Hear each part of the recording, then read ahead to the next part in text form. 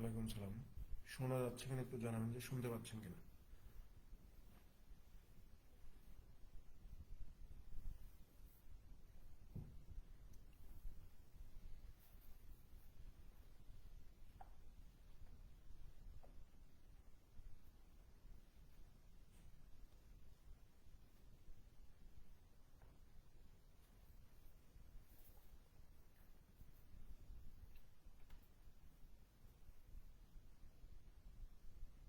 শোনা যাচ্ছে।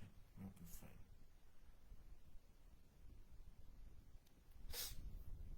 দেখেন, আজকে আমরা সমাধান করব 2006 সালের বাংলাদেশ ব্যাংকের সহকারী পরিচালক পদের প্রশ্নটা।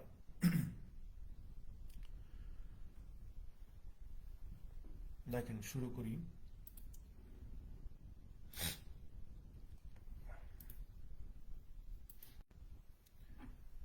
দেখেন, 1 নম্বর প্রশ্ন কি বলা হচ্ছে, যে আলী বাইস 1440 ডজন অফ পেন্স এর টাকা 2.50 a dozen and sells them at টাকা 0.25 up। এখানে পিস হবে, ঠিক আছে, এখানে প্রাইস না হয়ে পিস হবে, যে 0.25 of 0.25 a piece, find his total profit. বলতেছে যে আলী 1440 ডজন কলম কিনবে, প্রতি ডজন কলমের দাম হচ্ছে 2.5 টাকা, এবং বিক্রি করার সময় সে প্রতিটা কলম 25 পয়সা দরে বিক্রি করলে তার লাভ হবে কত। ঠিক আছে, তাহলে এখান থেকে আমরা একটা জিনিস খুব ইজিলি বের করতে পারি, যে সেটা হচ্ছে যে আমার কস্ট প্রাইস কত। এখানে বলেই দিচ্ছে যে 1 ডজনের দাম কত হবে। 1 ডজন কত দিয়ে কিনছে? 2.5 টাকা দিয়ে কিনছে। 2.5 টাকা দিয়ে কিনছে। তাহলে সেলিং প্রাইসটা কি হবে? সেলিং প্রাইসের ক্ষেত্রে আমরা বলতে পারি যে ভাই, একটা কলম একটা কলম মানে ওয়ান পিস বিক্রি করতেছে কয় টাকায়? 25 পয়সায় বিক্রি করতেছে। 1 পিস বিক্রি করতেছে 25 পয়সায়। তাহলে 12টার দাম কত? 12 পিসের দাম কত? 1 পিসের দাম যদি 25 পয়সা হয়, তাহলে 12 পিসের দাম কত? আপনি বলবেন যে 12 × 0.25 ইজ ইকুয়াল টু 3 টাকা। তার মানে 1 ডজন বা 12টার ক্রয় মূল্য যদি 2.5 টাকা হয়, তাহলে 1 ডজন বা 12টার বিক্রয় মূল্য কত হবে? 3 টাকা। তাহলে এখান থেকে প্রফিট হবে কত? আপনি বলবেন যে 3 টাকা দিয়ে বিক্রি করছি 2.5 টাকার জিনিস, তাহলে এখানে আমার প্রফিট হচ্ছে 50 পয়সা। এখানে আমার প্রফিট কত? 50 পয়সা প্রফিট। তো এটাই জিজ্ঞাসা করছে যে এই যে 1440 ডজন কলম বিক্রি করে তার টোটাল প্রফিট হবে কত। ঠিক আছে, তার টোটাল প্রফিট কত হবে। তাহলে আমরা এখন লিখতে পারি না যে ভাই, তাহলে এই যে টোটাল প্রফিট যেটা, সেটা হবে 1440 গুণন হচ্ছে এই যে 0.50 পয়সা। এই দশমিকটাকে তুলে দেওয়ার কারণে নিচে 100 লিখলাম। 50 এটার ভিতরে কতবার যাবে? 2 বার। 1440-এর ভিতরে কতবার যাবে? 720 বার। তাহলে এখানে আপনার প্রফিট কত টাকা হবে? 720 টাকা হবে। যেখানে প্রফিট হচ্ছে 720 টাকা।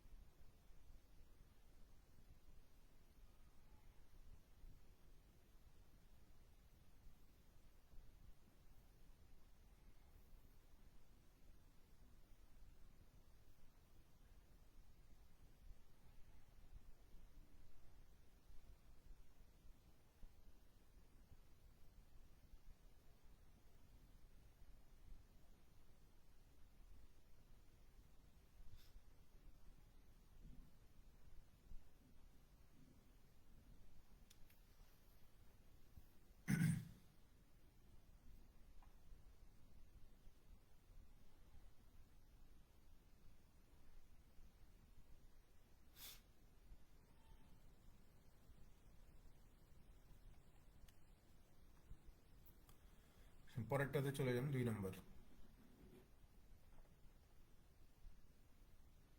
দেখেন, 2 নম্বরে বলা হচ্ছে যে which of the following fraction has the lowest value. অর্থাৎ নিচের কোন ফ্র্যাকশনটা সবচেয়ে ছোট, এটা বের করতে হবে। নিচের কোন ফ্র্যাকশনটা সবচেয়ে ছোট এটা বের করা লাগবে। দেখেন এই ধরনের প্রশ্নগুলো একটু মানে আপনাকে সময় লাগবে বা সময় সাপেক্ষ, কারণ আপনি বলতে পারতেছেন না যে আসলে এখানে কোনটা সবচেয়ে ছোট হবে বা কি অবস্থা। আবার দেখেন এটা মানে নর্মালি যেভাবে সলভ করে, প্রথমে যদি আমরা অপশন এর দিকে তাকাই, তাহলে এই যে 34.7, তাই না, 34.7 ডিভাইডেড কত, 163, এটার সাথে আমরা 100 গুণ করে দিব, অর্থাৎ প্রত্যেকটা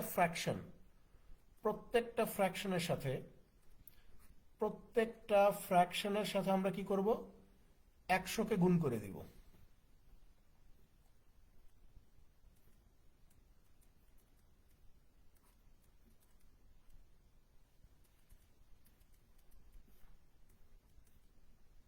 দশ দশমিক নয় 42.7 গুণন হচ্ছে 100, ঠিক আছে। আর লাস্ট হচ্ছে 907 ডিভাইডেড 3715 গুণন হচ্ছে কত, 100। আমরা কি করব, প্রত্যেকটা ফ্র্যাকশনের সাথে 100কে গুণ করে দেবো, যাতে আমরা হিসাবটাকে খুব ইজি করতে পারি। আপনি যখন এই 34.7-এর সাথে 100কে গুণ করে দিবেন, তখন অটোমেটিক এখান থেকে এই দশমিকটা উঠে যাবে, ঠিক আছে। 34.7-এর সাথে 100কে গুণ করে দিলে এখানে দশমিকটা উঠে যাবে, সেখানে আমি দশমিকটাকে তুলে দিলাম। তো যেহেতু দশমিক উঠে গেছে, তার মানে এখানে কত হবে, 347 আর 2 শূন্য। এখন 163 এটার ভিতরে কতবার যাবে, আপনি বলবেন যে ভাই 163 এই 347-এর ভিতরে সর্বোচ্চ যাইতে পারে দুইবার। সর্বোচ্চ কতবার যাইতে পারে, দুইবার যাইতে পারে, কারণ 163 দোকানে কত হবে, 326 আর সামথিং কিছু একটা, ঠিক আছে, 326 হবে। তাহলে 163 দোকানে যদি 326 হয়, 326 যদি হয়, তাহলে 347 থেকে 326 বাদ দিলে কত পাওয়া যাবে, 21 আর এই যে শূন্য, ঠিক আছে। তাহলে এখানে সর্বোচ্চ আরো একবার যাইতে পারে, মানে 163 একবার যাইতে পারে, অর্থাৎ 21 দশমিক সামথিং কিছু একটা এখানে উত্তর হবে। এটা ক্যালকুলেশন করলে 21 দশমিক সামথিং কিছু একটা পাবো। 100 এটার ভিতরে কতবার যাবে, 7বার যাবে। 7 173-এর ভিতরে কতবার যাবে, আপনি বলবেন যে ভাই 7 দোকানে 14, হাতে থেকে 3 33, তাহলে 4 7 28, অর্থাৎ 24 দশমিক সামথিং কিছু একটা হবে এটা, ঠিক আছে। তারপরে এখানে যদি আমরা হিসাব করি, এই যে অপশন বিতে এসে আমরা যদি এইটাকে 500 ধরি, এই 501কে 500 ধরলাম, তাহলে 100 এই 500-এর ভিতরে 5বার, 5 এই 125-এর ভিতরে যাবে হচ্ছে 25 দশমিক সামথিং, অর্থাৎ এই ভ্যালুটা হবে 25-এর চেয়ে ছোট কোনো একটা কিছু, ঠিক আছে, কারণ এটাকে আমরা 500 ধরছি। তাহলে এই ভ্যালুটা 25-এর চেয়ে ছোট হবে, ঠিক আছে, 25-এর চেয়ে ছোট।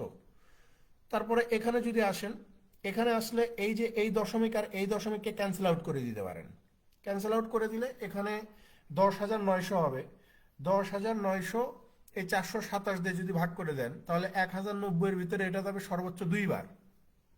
427 দোকানে কত হয়ে যাবে, 427 দোকানে হয়ে যাবে হচ্ছে 854, ঠিক আছে। তাহলে এই 1090 থেকে যদি আমরা 854 ভাগ করে দেই, তাহলে এই দিকে হচ্ছে আপনার 90 পাইতে 36 লাগবে, আর ওইদিকে 200, তাহলে 236 আর একটা শূন্য। তাহলে এখানেও আপনি সর্বোচ্চ 2360 এখানে ধরলাম যে আপনি সর্বোচ্চ 5বার দিতে পারবেন, আর সামথিং কিছু একটা, বা 4বার এরকম কোন একটা কিছু দিতে পারবেন, মানে এটাও আপনার 24 বা 25 হবে ভাগ করলে। এখানে যদি আসেন 3715, এটা আপনার ছোট হবে না, এখান থেকে আমি ছোট ভ্যালু পাবো না, এখান থেকে বোঝাই যাচ্ছে, কারণ 90,700 হয়ে যাবে 3715। সো এখানেও আমরা দুইবার আর সামথিং কিছু একটা দিতে পারি, অর্থাৎ এখানেও 24-এর ওপর কোনো ভ্যালু আসবে, মানে এখান থেকে আপনি একটা মানে অ্যাজিউম করতে পারবেন বিষয়টা। 90,700-কে 3715, তো প্রথমে যদি আপনি 9,070-কেও যদি ভাগ করে দেন, তাহলে এখানে ওই যে 2 দশমিক সামথিং কিছু মানে দুইবার যাবে। তারপরে আবার মানে মূল কথা এখানে 24 বা 25 বা 26 এরকম কোন একটা সংখ্যা আপনি পাবেন, এটা যদি পুরোটাই ক্যালকুলেশন করেন, ঠিক আছে। মানে 25 বা 24-এর চেয়ে বড় এমন কোনো সংখ্যা পাবেন, বা 25-এর চেয়ে ছোট এমন কোনো সংখ্যা পাবেন। তো এখানে আপনি জাস্ট অ্যাপ্রক্সিমেট করে আপনি এই বিষয়গুলো খুব দ্রুত নির্ধারণ করতে পারবেন যে আসলে আপনার এখানে কোন ভ্যালুটা সবচেয়ে বড় হবে। সো আমাকে বলতেছে যে লোয়েস্ট ভ্যালু নির্ণয় করো। সো আমরা দেখতে পাচ্ছি যে অপশন এতেই লোয়েস্ট আছে, কারণ 163 দিয়ে ভাগ করলে 21 দশমিক সামথিং কিছু একটা পাওয়া যায়। অপশন সিতে 24 পাচ্ছি, অপশন বিতে 25 বা 25-এর চেয়ে হালকা কম পাবো, অপশন ডিতে 25 বা 25-এর চেয়ে একটু বেশি পাবো, অপশন ইতেও সেম, যে 25 বা 25-এর চেয়ে একটু বেশি পাবো। সো এখানে একমাত্র অপশন এ ছাড়া বাদ বাকি সবগুলা 4টা অপশনেই আমার ভ্যালু দিবে কি বড়, বা 24 বা 25 এরকম ভ্যালু দিচ্ছে।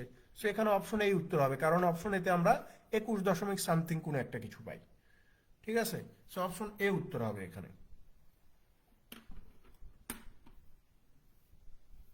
ফ্র্যাকশনের ছোট বড় আসলে মানে নর্মালি 100 গুণ করে দিবেন, ফ্র্যাকশনের সাথে গুণ করে দিয়ে এরকম মোটামুটি মানে 2 ঘর 3 ঘর পর্যন্ত গেলেই বুঝতে পারবেন যে কোনটা বড় আর কোনটা ছোট, বা আপনি নিজেও অ্যাজিউম করতে পারবেন যে কোনটা আসলে বড় হয়ে যাচ্ছে বা কোনটা আসলে ছোট হয়ে যাচ্ছে।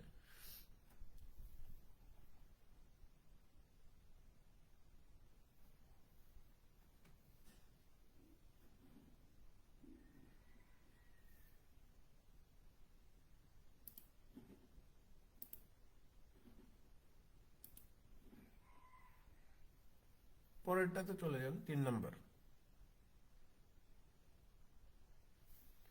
তিনে বলা হচ্ছে যে find the next number in the series, বলতেছে যে এই সিরিজের পরবর্তী সংখ্যাটা কত হবে।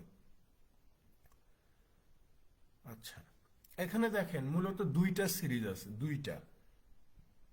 একটা সিরিজ হচ্ছে এরকম, এগুলা বিসিএস এ খুব আসে, 3 4 5 6, এটা একটা সিরিজ। 3 4 5 এবং 6, এটা একটা সিরিজ।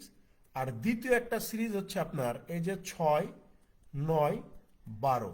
ঠিক আছে, তাহলে এই প্রথম সিরিজে গ্যাপ কত, 1 করে। প্রথম সিরিজে গ্যাপ হচ্ছে 1 করে।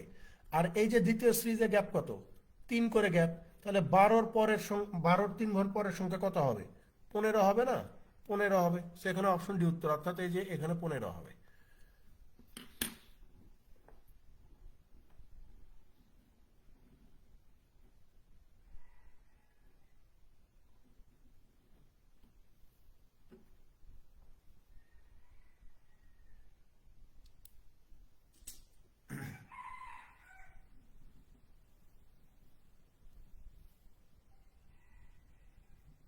পরেরটাতে চলে যান।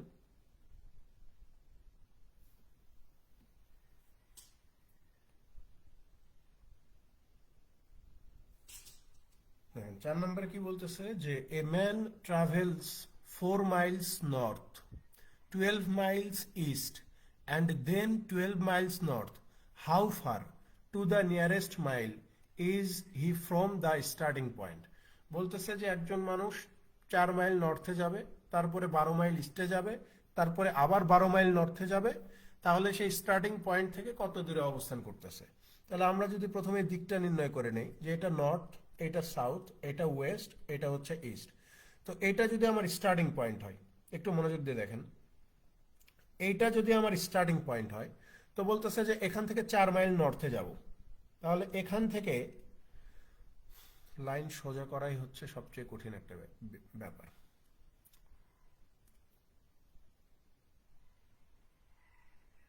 দেখেন,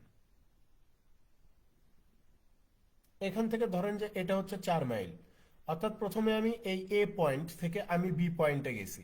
ঠিক আছে, তারপরে বলতেছে যে 12 মাইলস ইস্ট, তাহলে এখান থেকে আমি আবার 12 মাইল ইস্টে গেলাম, 12 মাইল ইস্টে গেলাম, ধরে নেন যে এটা হচ্ছে পয়েন্ট সি। তারপর বলতেছে যে অ্যান্ড দেন 12 মাইলস নর্থ, তারপরে এই যে এখান থেকে ধরেন যে আমি এই যে 12 মাইলস আবার নর্থে গেলাম। ঠিক আছে, এই পয়েন্টটার নাম দিলাম আমি ডি। এখন জিজ্ঞাসা করছে যে how far is he from the starting point, তাহলে এই যে স্টার্টিং পয়েন্ট থেকে সে কত দূরে আছে, অর্থাৎ এই যে এই পয়েন্ট থেকে এই যে স্টার্টিং পয়েন্টের দূরত্বটা কত, এইটা বের করতে হবে। এই পয়েন্ট থেকে স্টার্টিং পয়েন্টের দূরত্ব কত। সো আমরা যদি এইটা একটু অ্যাড করে দেই, আমরা যদি এই পার্টটাকে যদি অ্যাড করে দেই, তাহলে আমরা এখানে কি দেখতে পাচ্ছি, এটা একটা রাইট অ্যাঙ্গেল ট্রায়াঙ্গেল না, এটা একটা রাইট অ্যাঙ্গেল ট্রায়াঙ্গেল হয়ে গেছে। যার এই যে এতটুকু যদি 4 হয়, তাহলে এই যে এতটুকু অংশ এইটাও কত হবে? 4 হবে। আর এই সি থেকে ডি পর্যন্ত তো 12, অর্থাৎ আমি যদি ই পর্যন্ত অ্যাড করে দেই, তাহলে সি থেকে ইর দৈর্ঘ্য হচ্ছে 4, আবার বি থেকে সির দৈর্ঘ্য যদি 12 হয়, এ থেকে ইর দৈর্ঘ্য কত? 12 হবে। তাহলে আমাকে বের করতে হবে যে এই যে অতিভুজটা, অর্থাৎ এডি কত, এডি, এই অতিভুজটা আমাকে কি করা লাগবে? ফাইন্ড করা লাগবে। তাহলে আমরা কি জানি যে অতিভুজ স্কোয়ার ইজ ইকুয়াল টু, এই যে ভূমি হচ্ছে 12 স্কোয়ার যোগ লম্ব, লম্ব কত? এই যে এইটা 12, এইটা 4, তাহলে টোটাল লম্ব কত? এই যে 12 যোগ 4 ইজ ইকুয়াল টু 16, তার মানে লম্ব হচ্ছে এই যে 16। তাহলে খেয়াল করেন, এই যে এডি স্কোয়ার ইজ ইকুয়াল টু 144 যোগ 256, 256। তাহলে এই যে এডি স্কোয়ার সমান সমান কত হবে? 400 হয়ে যাবে, 400। তাহলে এডি সমান সমান কত? এই যে আন্ডার রুট 400। তাহলে এই যে এডি সমান সমান কত হবে? আপনি বলবেন যে ভাইয়া 20 হবে, 20 হবে। অর্থাৎ এই যে এখানে যে অতিভুজটা বের করতে বলছে, যে স্টার্টিং পয়েন্ট থেকে আমার দূরত্ব কত, স্টার্টিং পয়েন্ট থেকে দূরত্ব হচ্ছে আপনার 20, 20 হবে দূরত্ব।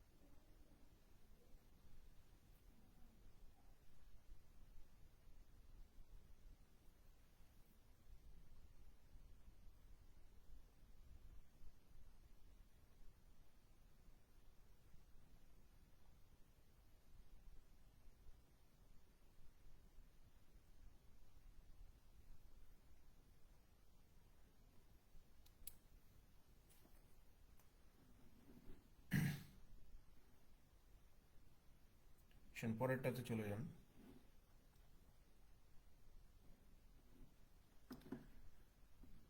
দেখেন এখানে কি বলা হচ্ছে যে for a certain student the average of 5 test scores is 83, if 4 of the scores are 81, 79, 85 and 90, what is the score of the fifth test? বলতেছে যে একজন ছাত্রের 5টা পরীক্ষার গড় নম্বর হচ্ছে 83। তাহলে 5টা পরীক্ষার গড় নম্বর যদি 83 হয়, তাহলে 5টা পরীক্ষার টোটাল নম্বর কত? আপনি বলবেন 5 80 400, 3 5 15, অর্থাৎ 415 নম্বর হচ্ছে টোটাল। তো এই 5টা পরীক্ষার মধ্যে 4টা পরীক্ষার নাম্বার আমি জানি। তাহলে এই যে 4টা পরীক্ষার টোটাল কত? এই যে বলেই দিছে যে 81, 79, 85 আর কত? 90। তাহলে 5টা পরীক্ষার টোটাল জানি 415। এই 4টা পরীক্ষার টোটাল কত? আপনি বলবেন যে 5 9 14, আর একে 15 5, হাত থেকে 1 10, 18 7 25, 8 কত? 33। আপনি বলবেন যে 4টা পরীক্ষার টোটাল নম্বর হচ্ছে 335। তো জিজ্ঞাসা করছে যে পঞ্চম পরীক্ষায় কত নাম্বার পাইছে, পঞ্চম পরীক্ষায় তার নাম্বার কত? তাহলে বলবেন যে ভাই 5 পরীক্ষার টোটাল নাম্বার 415 থেকে 4 পরীক্ষার টোটাল নাম্বার এই যে 335কে বাদ দিয়ে দিলেই পঞ্চম পরীক্ষায় কত পাইছে এটা বের করতে পারবো। ঠিক আছে? তো 415 থেকে 335 বাদ দিলে এই যে 80 পাওয়া যাবে।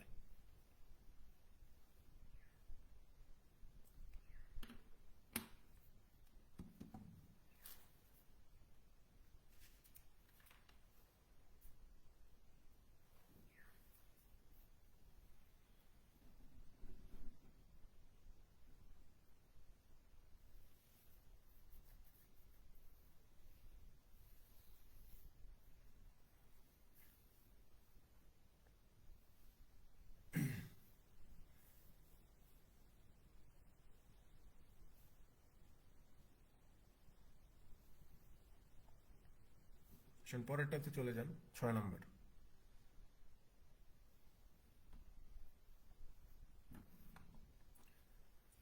দেখেন ছয় কি বলা হচ্ছে যে if Mary has twice as much money as Curie has, বলতেছে যে কুরির কাছে যত টাকা আছে ম্যারির কাছে আছে তার দ্বিগুণ টাকা।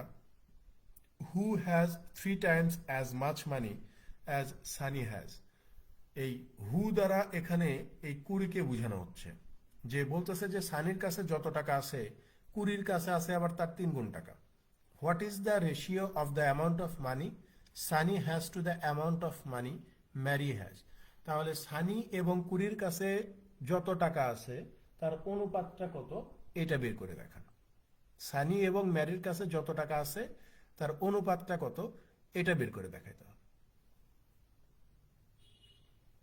তাহলে খেয়াল করেন, আমরা যদি এইভাবে লিখি যে ম্যারি আর হচ্ছে কুড়ি, কুড়ির কাছে যদি 1 টাকা থাকে ম্যারির কাছে কত থাকবে, দ্বিগুণ, তাহলে 1-এর দ্বিগুণ 2। তারপরে বলতেছে যে কুড়ি আর হচ্ছে সানি, বলতেছে যে সানির কাছে যত টাকা আছে কুড়ির কাছে থাকবে তার 3 গুণ টাকা। তো সানির কাছে যদি 1 থাকে তাহলে কুড়ির কাছে আছে কত, 3 টাকা। আমাকে বের করতে হবে যে সানি ইস টু ম্যারি কত। তাহলে সানিরটা বের করার জন্য আমরা কি করব, এই যে শেষের এই 2টা গুণ করে দিব, তাহলে 1-1-1 পাবো। আর ম্যারিটটা যেহেতু প্রথমে আছে, এটা বের করার জন্য কি করব, এই যে প্রথম সারির 2টাকে গুণ করে দিব, এই যে 3-2-6, অর্থাৎ এই যে 1:6। অপশন বিতে উত্তর, যে সানি আর ম্যারির কাছে থাকা টাকার অনুপাত হচ্ছে 1:6।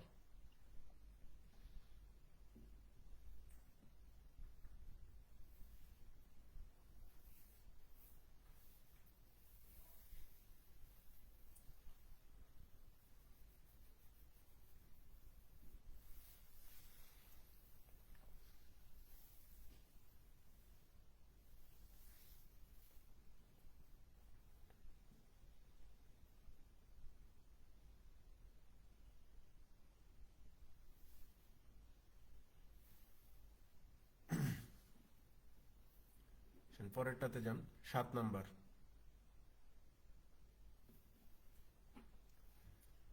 সাথে কি বলা হচ্ছে যে a train went 300 miles from city X to city Y at an average rate of 80 mile per hour. At what speed did it travel on? এখানে on he way back বা on the way back if its average speed for the whole trip was 100 mile per hour. দেখেন বলতেছে যে একটা train city x থেকে city Y তে যাবে, এই সিটি এক্স আর সিটি ওয়াই এর দূরত্ব হচ্ছে 300 মাইল। বলতেছে যে যাওয়ার সময়ে যদি ট্রেনের গতিবেগ 80 মাইল পার আওয়ার হয়, তাহলে ফেরত আসার সময়ে তার গতিবেগ কত হবে, যাতে করে যাওয়া এবং আসা মিলে ওভারঅল ট্রিপটাতে তার গড় গতিবেগ 100 মাইল পার আওয়ার হয়। আমরা এভারেজ স্পিডের একটা সূত্র জানি, এভারেজ স্পিডের একটা সূত্র জানি কি, সেটা যে 2 × a × b divided a plus b. তাহলে এখানে এই এভারেজ স্পিডটা দেওয়াই আছে, যে যাওয়া এবং আসা মিলে আমার এভারেজ স্পিড কত, এই যে 100। এখন খেয়াল করেন, এই যে 2 যাওয়ার সময়ের গতিবেগ দেওয়া আছে আমার 80, ফেরত আসার সময়ের গতিবেগ কত এটা জানি না, সো এটাকে আমরা বি ধরে নিচ্ছি। তাহলে নিচে কত করতে হবে, এই যে 80 প্লাস বি করতে হবে ইজ ইকুয়াল টু 100। তাহলে 80 কত হয়ে যাবে, এই যে 160 b is equal to 8000 plus 100-র সাথে বি গুণ করে দিলে 100 বি, 160 থেকে 100 বাদ দিলে এই যে 60 বি ইজ ইকুয়াল টু হচ্ছে 8000। শূন্য আর শূন্য কেটে দেন, শূন্য আর শূন্য কেটে দিলে বির মান কত আসে, বি সমান সমান আসবে হচ্ছে 800 ডিভাইডেড হচ্ছে 6, 2 দিয়ে ভাগ করে দিলে 400, 2 দিয়ে ভাগ করে দিলে 3, এখন 3 দিয়ে 400-কে ভাগ করে দিলে চোখ বন্ধ করে 133.33 পাওয়া যাবে। এই যে অপশন সি উত্তর, যে ফেরত আসার সময়ে ট্রেনের গতিবেগ ছিল 133.33 মাইল পার আওয়ার।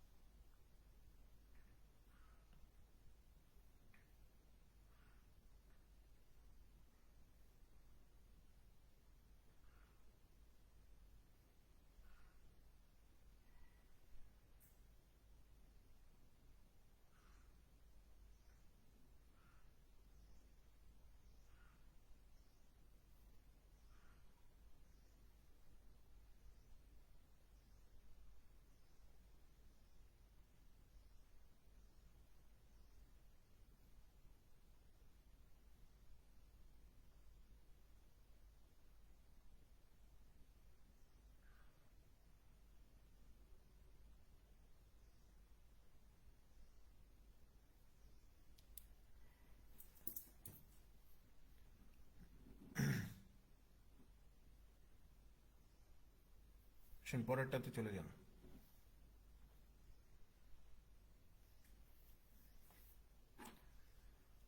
দেখেন এখানে বলা হচ্ছে যে what is the minimum number of apples that must be added to the existing stock of 264 apples so that the total stock can be equally distributed among 6, 7 or 8 persons.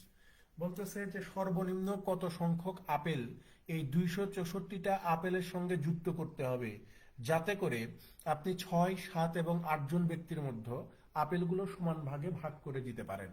সহজ হিসাব আমরা এডি ব্যাচে যখন লসাগু গসাগু পড়ছি তখন আমরা এই ধরনের ম্যাথগুলো সলভ করে আসছি। মূল কথা এখানে বলা হচ্ছে যে এই 264র সাথে এই অপশনে প্রদত্ত কোন সংখ্যাটা যোগ করে দিলে ওই সংখ্যাটাকে 6, 7 এবং 8 দ্বারা নিঃশেষে বিভাজ্য করতে পারবো। তো 6 মধ্যে কে কে আছে? 2 আছে আর 3 আছে। আর আমি ওখানে বলছিলাম যে 3 হচ্ছে এমন একটা টুল যেটা দিয়ে আপনি ম্যাক্সিমাম প্রশ্ন সলভ করতে পারবেন, 3 আর 9, যে 3 দ্বারা ভাগ গেলে 6 দ্বারাও ভাগ যাবে। ঠিক আছে, 8 এর দরকার নাই, কারণ 8 দিয়ে ভাগ করতে গেলে মানে 3 ডিজিটের একটা সংখ্যা হবে, এখানে যোগ করলে ওই 3 ডিজিটের পুরো সংখ্যাটাকে ভাগ করতে হবে। সো এখানে সবচেয়ে সহজ উপায় হচ্ছে এই যে 3। ঠিক আছে, তো আমরা যদি অ্যাড করে দেই, আমরা যদি অপশন এ তে দেখি 264 সাথে যদি আমরা 70 অ্যাড করি তাহলে 270 কত পাবো? 330। এই যে 334, এই 334কে কি আমরা 3 দিয়ে ভাগ করতে পারি? 3, 3 এ 6, 4 এ 10 হচ্ছে। সো ডিজিটগুলোর যোগফল 10, 10কে যেহেতু 3 দিয়ে ভাগ করা যায় না তো 334 কেও যাবে না। সো অপশন এ বাদ। অপশন বি তে আসেন, এই যে 264 সাথে যদি আমরা 72 যোগ করে দেই তাহলে 4 2 6, 7 6 13 3, হাতে থাকে 1, 2 আর 3, 336। হ্যাঁ, এইটাকে 3 দিয়ে ভাগ করা যাচ্ছে, এটাকে 3 দিয়ে ভাগ করা যাচ্ছে। 6 3 9 3 12, 3 দিয়ে ভাগ করা যাচ্ছে। যেহেতু জোর সংখ্যা তাই 2 দিয়েও যাচ্ছে। 8 দিয়ে ভাগ করা যাচ্ছে, আপনি বলবেন 8 দিয়েও ভাগ করা যাচ্ছে, 8 দিয়েও একে ভাগ করা যাচ্ছে। কারণ কিভাবে? যে এই যে দেখেন 8 33-এর ভিতরে কতবার যাবে?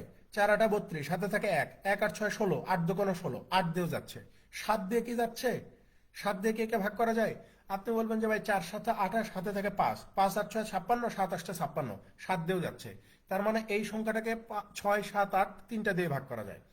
এখন আসেন আমরা যদি পরেরটা দেখি যে 264 যোগ হচ্ছে 66, 264 6 70, এই যে 330, 330কে 3 দিয়ে ভাগ করা যাচ্ছে, 3 দিয়ে ভাগ করা যাচ্ছে। কিন্তু এটাকে কি 7 দিয়ে ভাগ করা যাবে? আপনি বলবেন যে জীবনেও 7 দিয়ে 330কে ভাগ করতে পারবেন না আপনি। ঠিক আছে, কখনোই 330কে 7 দিয়ে ভাগ করা যাবে না। সো অপশন সি উত্তর হবে না। এরপর আসুন অপশন ডি, 264 যোগ হচ্ছে 74, তাহলে 4 4 8, 7 6 13 3, হাত থাকে 1, 338, 8 3 11 3 14, 14কে কি 3 দিয়ে ভাগ করা যায় না? তাহলে এই পুরো সংখ্যাটাকে 3 দিয়ে ভাগ করা যাবে না। এরপর আসেন অপশন ই, কত দেয়া আছে? 80, তাহলে 264 যোগ 80 কত হবে? এই যে 4, 8 6 14 4, হাত থেকে 1 2 আর 3, 4 4 8 3 11, 11কে কি 3 দিয়ে ভাগ করা যায় না? যায় না। তার মানে অপশন ই উত্তর হবে না। তাহলে অপশন বি সঠিক উত্তর, যে এই 264টা আপেলের সাথে আরো যদি 72টা আপেল আমি যোগ করে দেই তাহলে ওই আপেলকে আমি 6 7 এবং 8 জন ব্যক্তির মধ্যে সমানভাবে ভাগ করে দিতে পারবো। উত্তর হচ্ছে 72।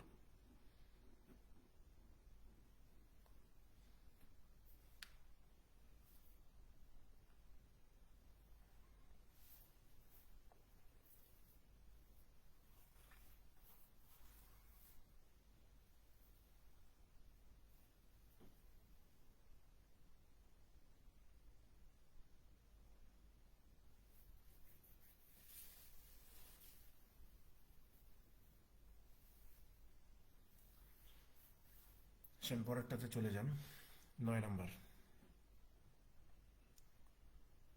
দেখেন 9 কি বলা হচ্ছে যে x plus y equal to a and x minus y equal to b হলে then 2xy equal to what. দেখেন আমরা একটা সূত্র জানি, সেটা হচ্ছে এক্স ওয়াই এর একটা সূত্র জানি না, যে এক্স ওয়াই সমান সমান কি হবে? আপনি তখন বলবেন যে x plus y divided two square minus x minus y divided two whole square. এটা এক্স ওয়াই এর সূত্র না?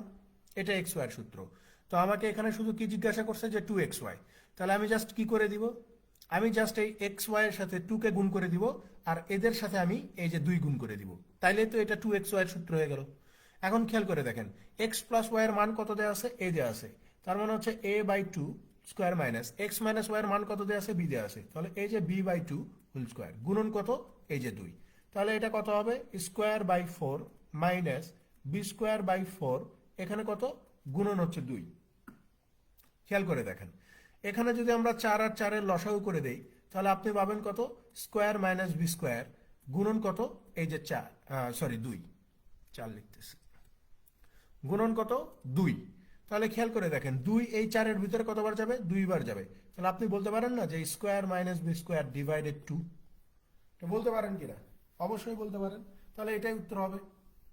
অপশন এতে দেখেন লেখা আছে যে square minus b square divided 2, অর্থাৎ এই যে 2xy, এই 2xy মানে হচ্ছে square minus b square divided 2।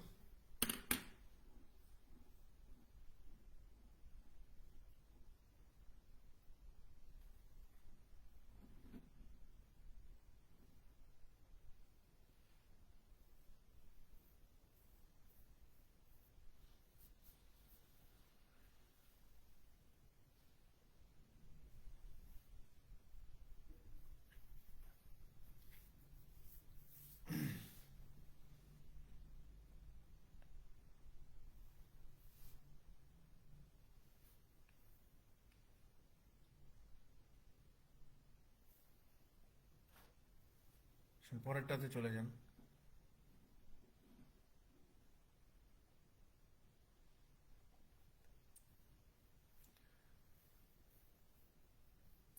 দেখেন এখানে বলা হচ্ছে যে if half of the air in a tank is removed with each stroke of a vacuum pump, what fraction of the original amount of air has been removed after 4 strokes. বলতেছে যে ধরে নেন যে একটা ট্যাঙ্কের মধ্যে যত বাতাস আছে এগুলা মানে প্রত্যেকবার আপনি অর্ধেক করে বের করে দিবেন, প্রত্যেকবার অর্ধেক আপনি বের করে দিবেন। কথা বুঝছেন কিন্তু, এখানে বলা হচ্ছে যে একটা ট্যাঙ্কির মধ্যে কিছু বাতাস আছে, সো আপনি প্রতি স্ট্রোকে হাফ অংশ করে বাতাস বের করে দিবেন। তো বলতেছে যে 4 স্ট্রোকের পরে, অর্থাৎ 4 বার এরকম হাফ করে বের করে দেওয়ার পরে আপনার ওই ট্যাঙ্কিতে কত অংশ বাতাস আপনি বের করে দিলেন, অর্থাৎ ট্যাঙ্কিতে যত বাতাস ছিল তার ভিতরে কত অংশ আপনি বের করে দিছেন, এটা বের করতে হবে। আমি একটু প্রথমে বিস্তারিত দেখাই দিচ্ছি, তারপরে এই জিনিসগুলো আপনি নিতে পারবেন। আপনি ধরে নেন, আপনি ধরে নেন, আপনি ধরে নেন যে আপনার ওই ট্যাঙ্কিতে টোটাল বাতাস আছে কত অংশ, 1 অংশ ধরে নেন, 1 অংশ, ঠিক আছে। সো আপনি এই যে ফার্স্ট প্রথমবারে আপনি যদি এই 1 থেকে হাফ বের করে দেন, 1 থেকে আপনি কি করে দিলেন, হাফ বের করে দিলেন। 1 থেকে যদি হাফ বের করে দেন, বের করে দেওয়ার পরে আপনার কাছে থাকবে কত, আরো হাফ থাকবে না। 1 থেকে হাফ বের করে দিলেন, আপনার ট্যাঙ্কিতে 1 অংশ বায়ু ছিল, তার ভিতরে আপনি এই যে বলে দিছে যে প্রত্যেকবার হাফ বের করে দিবেন। তো প্রথমবার যদি আমি হাফ বের করে দেই তাহলে 1 থেকে হাফ বের করে দেওয়ার পরে আমার কাছে অবশিষ্ট থাকবে কত, ট্যাঙ্কিতে অবশিষ্ট থাকবে কত, হাফ। এরপর আসেন সেকেন্ড টাইমে আমি আবার কি করব, এই যে ট্যাঙ্কিতে যে হাফ আছে এই হাফ থেকে আবার আমি কি করে দিব, হাফ বের করে দিব, হাফ থেকে হাফ বের করে দিব। সো হাফের যদি হাফ বের করে দেই তাহলে বের করে দিলাম কত, 1/4 বের করে দিলাম। তাহলে আমার কাছে অবশিষ্ট থাকলো কত, আপনি বলবেন যে হাফ থেকে এই যে 1/4 বের করে দেওয়ার পরে আমার কাছে অবশিষ্ট থাকবে কত, এই যে 1/4 অবশিষ্ট থাকবে, 1/4 অবশিষ্ট থাকবে। তারপরে দেখেন তৃতীয়বার আপনি কি করতেছেন, এই যে আপনার ট্যাঙ্কিতে এখনো 1/4 আছে, এখান থেকে আপনি যদি আবার হাফ বের করে দেন তাহলে আপনি বের করে দিবেন কত, 1/8 বের করে দিবেন। তাহলে আপনার ট্যাঙ্কিতে অবশিষ্ট থাকবে কত, আপনি বলবেন যে 1/4 ছিল আর 1/8 বের করে দিছি, তার মানে আমার ট্যাঙ্কিতে অবশিষ্ট থাকবে কত, 1/8 থাকবে। তারপরে চতুর্থবারে আপনি কি করতেছেন, এই যে আপনার কাছে অবশিষ্ট আছে 1/8, এখান থেকে আপনি যদি আবার হাফ বের করে দেন তাহলে 1/8 হাফ কত হবে, 1/16 হয়ে যাবে, 1/16 হয়ে যাবে। তাহলে আপনি টোটাল কতটুকু বের করে দিছেন, আপনার ট্যাঙ্কিতে যত বাতাস ছিল তার কতটুকু বের করে দিলেন। আপনি তখন বলবেন যে ভাই প্রথমবার বের করে দিছি হাফ, দ্বিতীয়বার 1/4 বের করে দিছি, তৃতীয়বার 1/8, চতুর্থবার 1/16। তাহলে আমি টোটাল কত বের করলাম, তখন আপনি বলবেন যে ভাই ট্যাঙ্কিতে আমার ছিল 1 অংশ, তাহলে এখান থেকে আমি বের করলাম এই যে হাফ প্লাস 1/4, প্লাস এখানে এক মাইনাস করার দরকার নাই, কারণ আমাকে বলেই দিছে এমনি এটা ক্যালকুলেশন করলেই যে আমি আসলে কত বের করে দিছি, আমার অরিজিনাল যা ছিল তার কত বের করে দিছি। সো এটা ক্যালকুলেশন করলে আপনি বুঝতে পারবেন। 1/4 যোগ এই যে 1/8 যোগ 1/16, তো 2 4 8 16 লসাগু কত হবে? 16 হবে। তাহলে এখানে হচ্ছে 8 বার, এখানে 4 বার, এখানে 2 বার, এখানে 1 বার। তাহলে আমি কত বের করে দিলাম? 8 4 12 2 14 আর 1 15। এই যে 16-র 15 অংশ আমি বের করে দিছি। অর্থাৎ অরিজিনালি আমার ট্যাঙ্কিতে বাতাস ছিল হচ্ছে 16 অংশ, যার ভিতরে আমি রিমুভ করছি কত? আমি রিমুভ করছি হচ্ছে এই যে 15 অংশ। তাহলে প্রশ্নে জিজ্ঞাসা করছে যে আপনার ট্যাঙ্কি থেকে আপনি যে বাতাসগুলা রিমুভ করে দিলেন, এটা অরিজিনালের কত অংশ বের করে দিছেন? তাহলে অরিজিনালের 15/16 অংশ বের করে দিছি। অর্থাৎ ট্যাঙ্কিতে বাতাস ছিল ধরে নেন যে 16 অংশ, আমি বের করে দিছি 15 অংশ। এই 15/16 হচ্ছে এই প্রশ্নের সঠিক উত্তর। এটা হচ্ছে বিস্তারিত, কিন্তু এইভাবে এত কাহিনী করার দরকার নাই। আমরা বুঝতেই পারতেছি যে প্রথমবারে যদি হাফ বের করে, তাহলে দ্বিতীয়বারে করবে কত? 1/4 তৃতীয়বারে করবে কত? 1/8, চতুর্থবারে করবে কত? 1/16 অংশ। তাহলে জিজ্ঞাসা করছে যে কত বের করে দিচ্ছেন, তো এই সবগুলো যোগ করলে আমরা কত পাচ্ছি? এই যে 15/16 পাচ্ছি। অর্থাৎ 16 অংশ আমার ছিল ট্যাঙ্কিতে, যেখান থেকে আমি 15 বের করে দিছি। সো 15/16 হচ্ছে এই প্রশ্নের সঠিক উত্তর।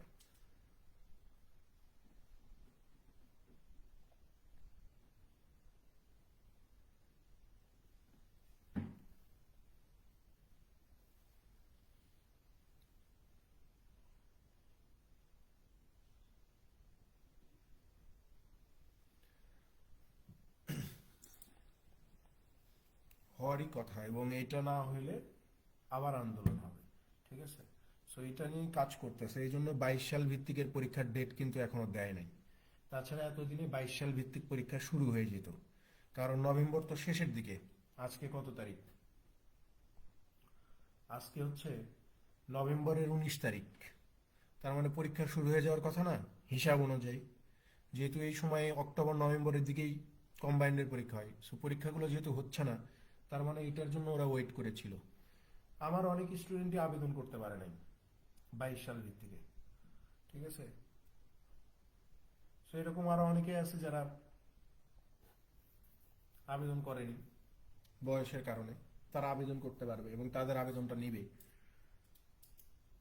এরকম হয়তো অসংখ্য মানুষ আছে, 30,000 40,000 50,000 মানুষও পার হইতে পারে যারা আবেদন করতে পারে নাই বয়সের কারণে। এখন তারা আবেদন করতে পারবে।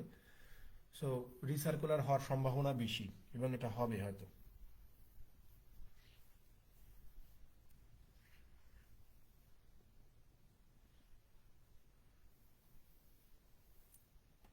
কম্পিটিশন আরো বেড়ে গেলে এটা হচ্ছে একটা ভুল ধারণা। ঠিক আছে? এটা হচ্ছে সবচেয়ে একটা বড় ভুল ধারণা। মানে যাদের বয়স আছে তারা চিন্তা করতেছে যে কম্পিটিশন বেড়ে গেল। কম্পিটিশন বাড়ে নাই, কম্পিটিশন আগের মতোই আছে। কম্পিটিশন আগেও যা ছিল এখনো তাই আছে।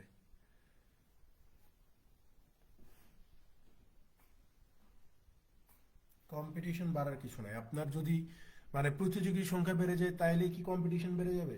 এমন তো না বিষয়টা।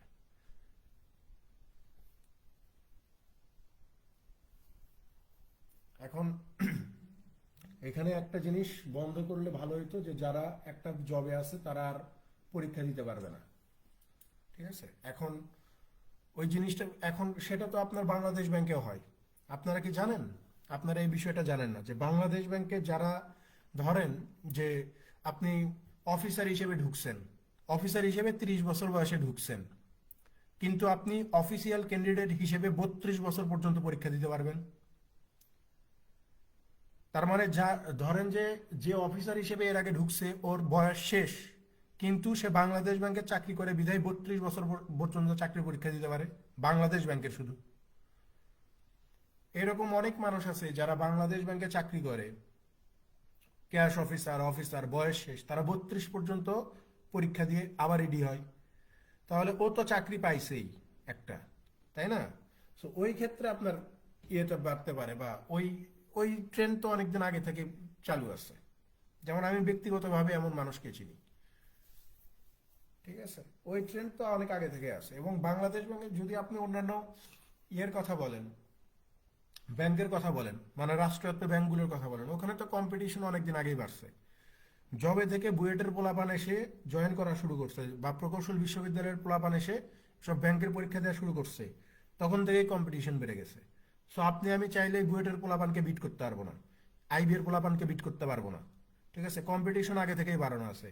এই যে বাংলাদেশ ব্যাংকের সার্কুলার, 100 জন 150 জন, আপনি দেখেন যে আলটিমেটলি যখন ট্রেনিং পিরিয়ড হয় তখন দেখা যায় যে সেখানে 30 জন আইবি এর।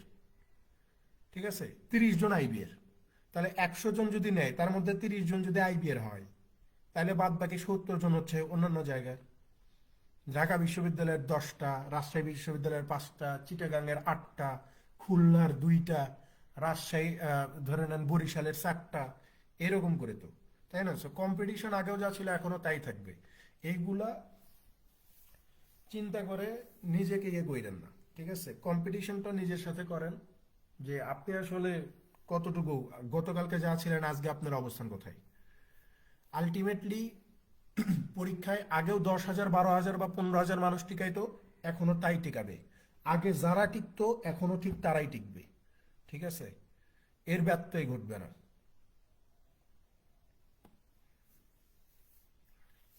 এর ব্যত্যয় ঘটবে না। শোনেন, একটা কথা বলি, সেটা হচ্ছে যে এই যে বয়স বাড়ছে না, এই হাইপে দেখবেন যে অনেকেই চিন্তা করবে যে হ্যাঁ আমার বয়স তো আছে, এরকম করে অনেকেই পড়াশোনা করবে না। বুঝতে পারছেন? এই চিন্তা করে অনেকেই পড়াশোনা করবে না যে আমার তো সময় আরো আছে। এই সুযোগটা নিতে হবে। এখন ম্যাক্সিমাম স্টুডেন্টদের প্রবলেমটা কোথায় জানেন? যে তারা ফোকাসড না। মানে আপনি আপনার ফোকাস থেকে অন্য জায়গায় সরে সরে যাচ্ছেন বা সরে গেছেন। এটা হচ্ছে মেইন সমস্যা ম্যাক্সিমাম স্টুডেন্টের।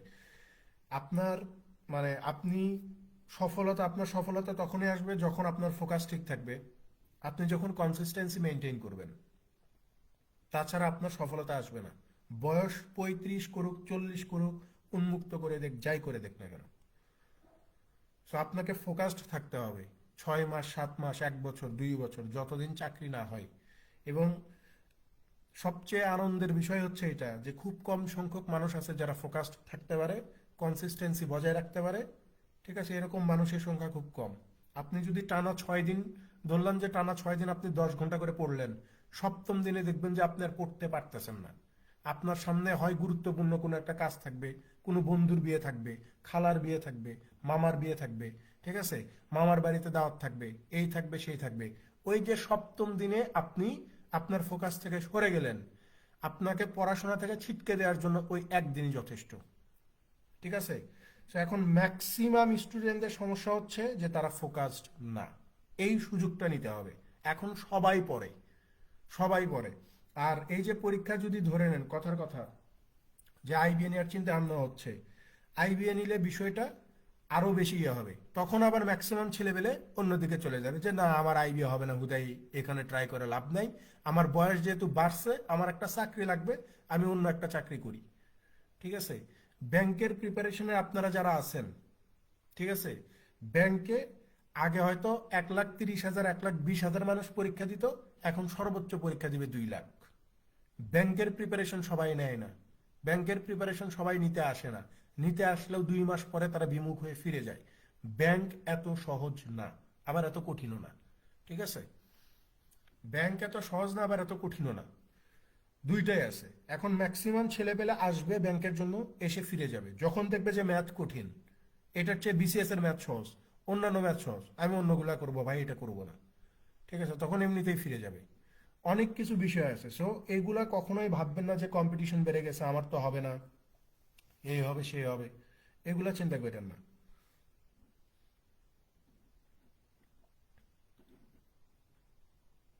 আসেন পরেরটাতে আসেন।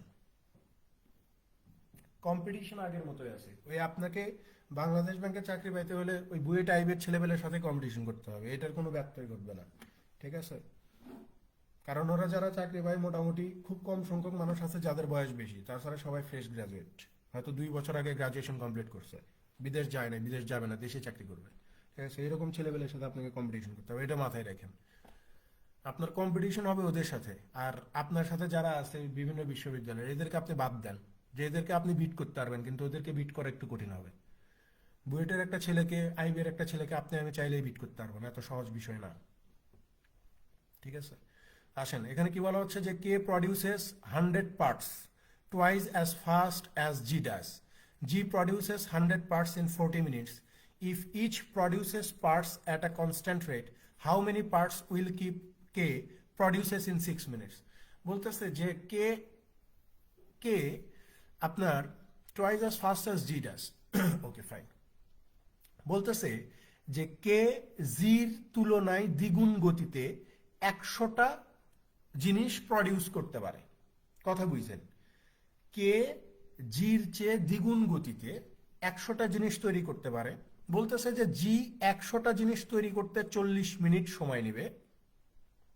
If each produces parts at a constant rate, how many parts will K produces in 6 minutes.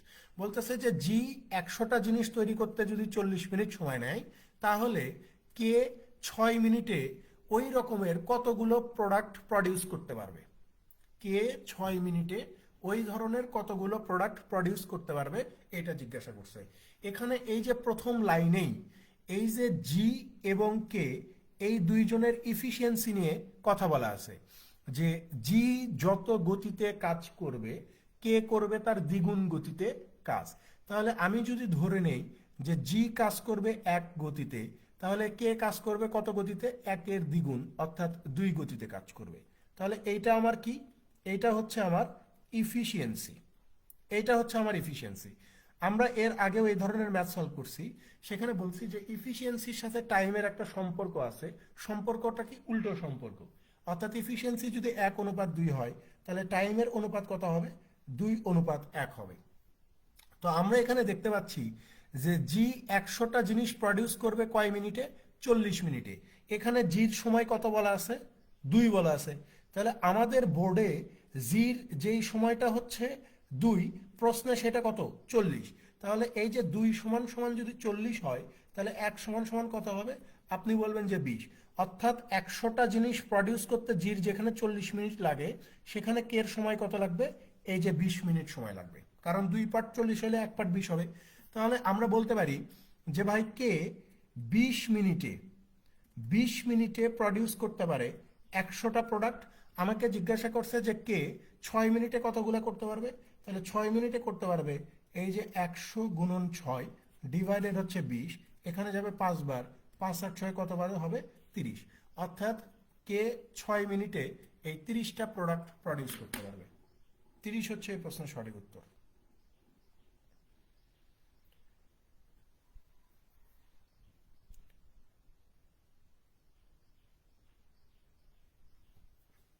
এখন বোধহয় সব ধরনের ইনক্রিমেন্ট বন্ধ আছে।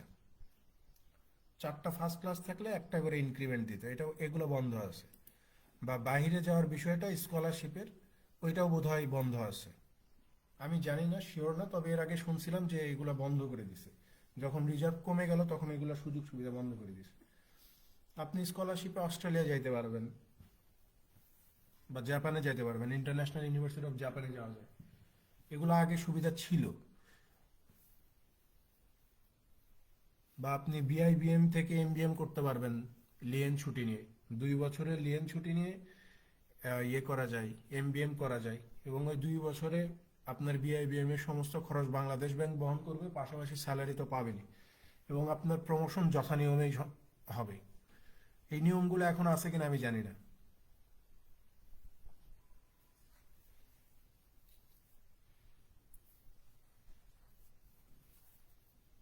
বাংলাদেশ ব্যাংকের সুবিধার শেষ নাই, অসংখ্য সুবিধা আছে।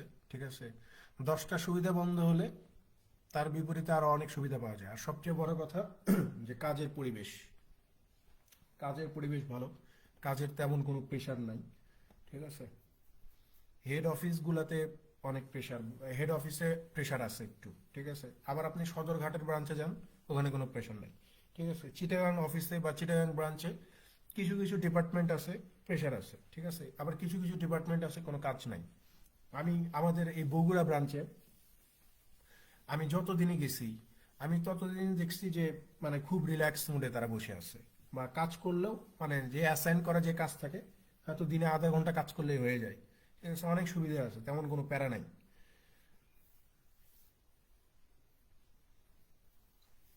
কাজের পরিবেশ খুব ভালো, আর সবচেয়ে বড় কথা যে আপনার উপরে ছুরি ঘোরানোর মতো কেউ নাই, আপনিই বস। ঠিক আছে? আপনার মানে আপনি যার আন্ডারে থাকবেন সে খুব ফ্রেন্ডলি হবে। ঠিক আছে, আপনাকে খুব সুন্দরভাবে কাজ বুঝাই দিবে, আপনি সুন্দরভাবে কাজ করে দিবেন। তাইলেই কেন শেষ। অন্যান্য জায়গায় যেরকম অফিস পলিটিক্স এখানেও আছে, কিন্তু অন্যান্য জায়গার চেয়ে কম। এবং সবচেয়ে বড় কথা যে আপনার কলিগরা সবাই মানে হাইলি কোয়ালিফাইড। ঠিক আছে, সো আপনি তাদের সঙ্গে কাজ করে মজা পাবেন। এটাই হচ্ছে পার্থক্য। এবং আপনার প্রমোশন কেউ জোর করে ছিনিয়ে নিতে পারবে না। আপনার প্রমোশন আপনার টাইমে হবে, তারটা তার টাইমে হবে। ঠিক আছে? অনেক সুযোগ সুবিধা ভাই বাংলাদেশ ব্যাংকে। দেখেন, এটা রিপিট প্রশ্ন, এটা আমরা গত ক্লাসে সলভ করছি, এটা আর আমরা সলভ করলাম না আজকে। এটা রিপিট প্রশ্ন, এটা গত ক্লাসে সলভ করছি, যে এটার উত্তর ছিল 400। এটা আমরা সলভ করলাম না, পরেরটাতে চলে যান।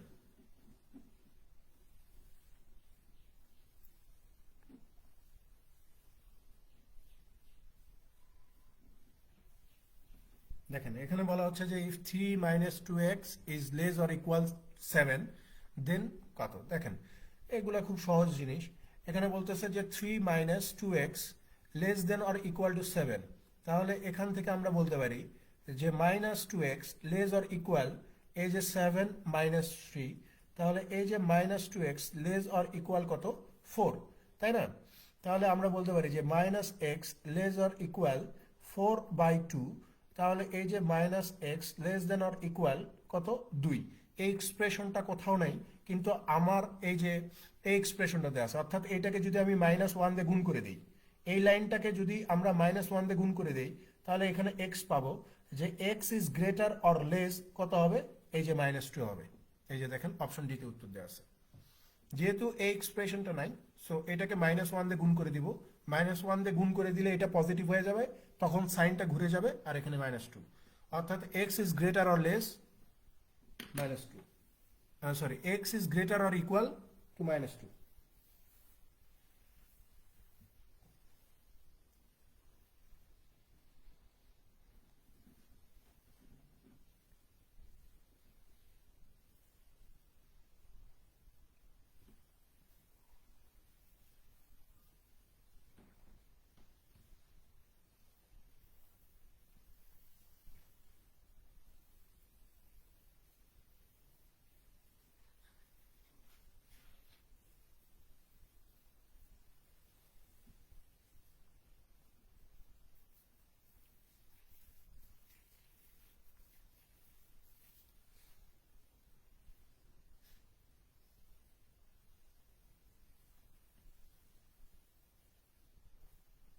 অন্যান্য ব্যাংকে যেরকম ছুটি নিয়ে অনেক কাহিনী করতে হয়, মানে ছুটি দিতে চায় না।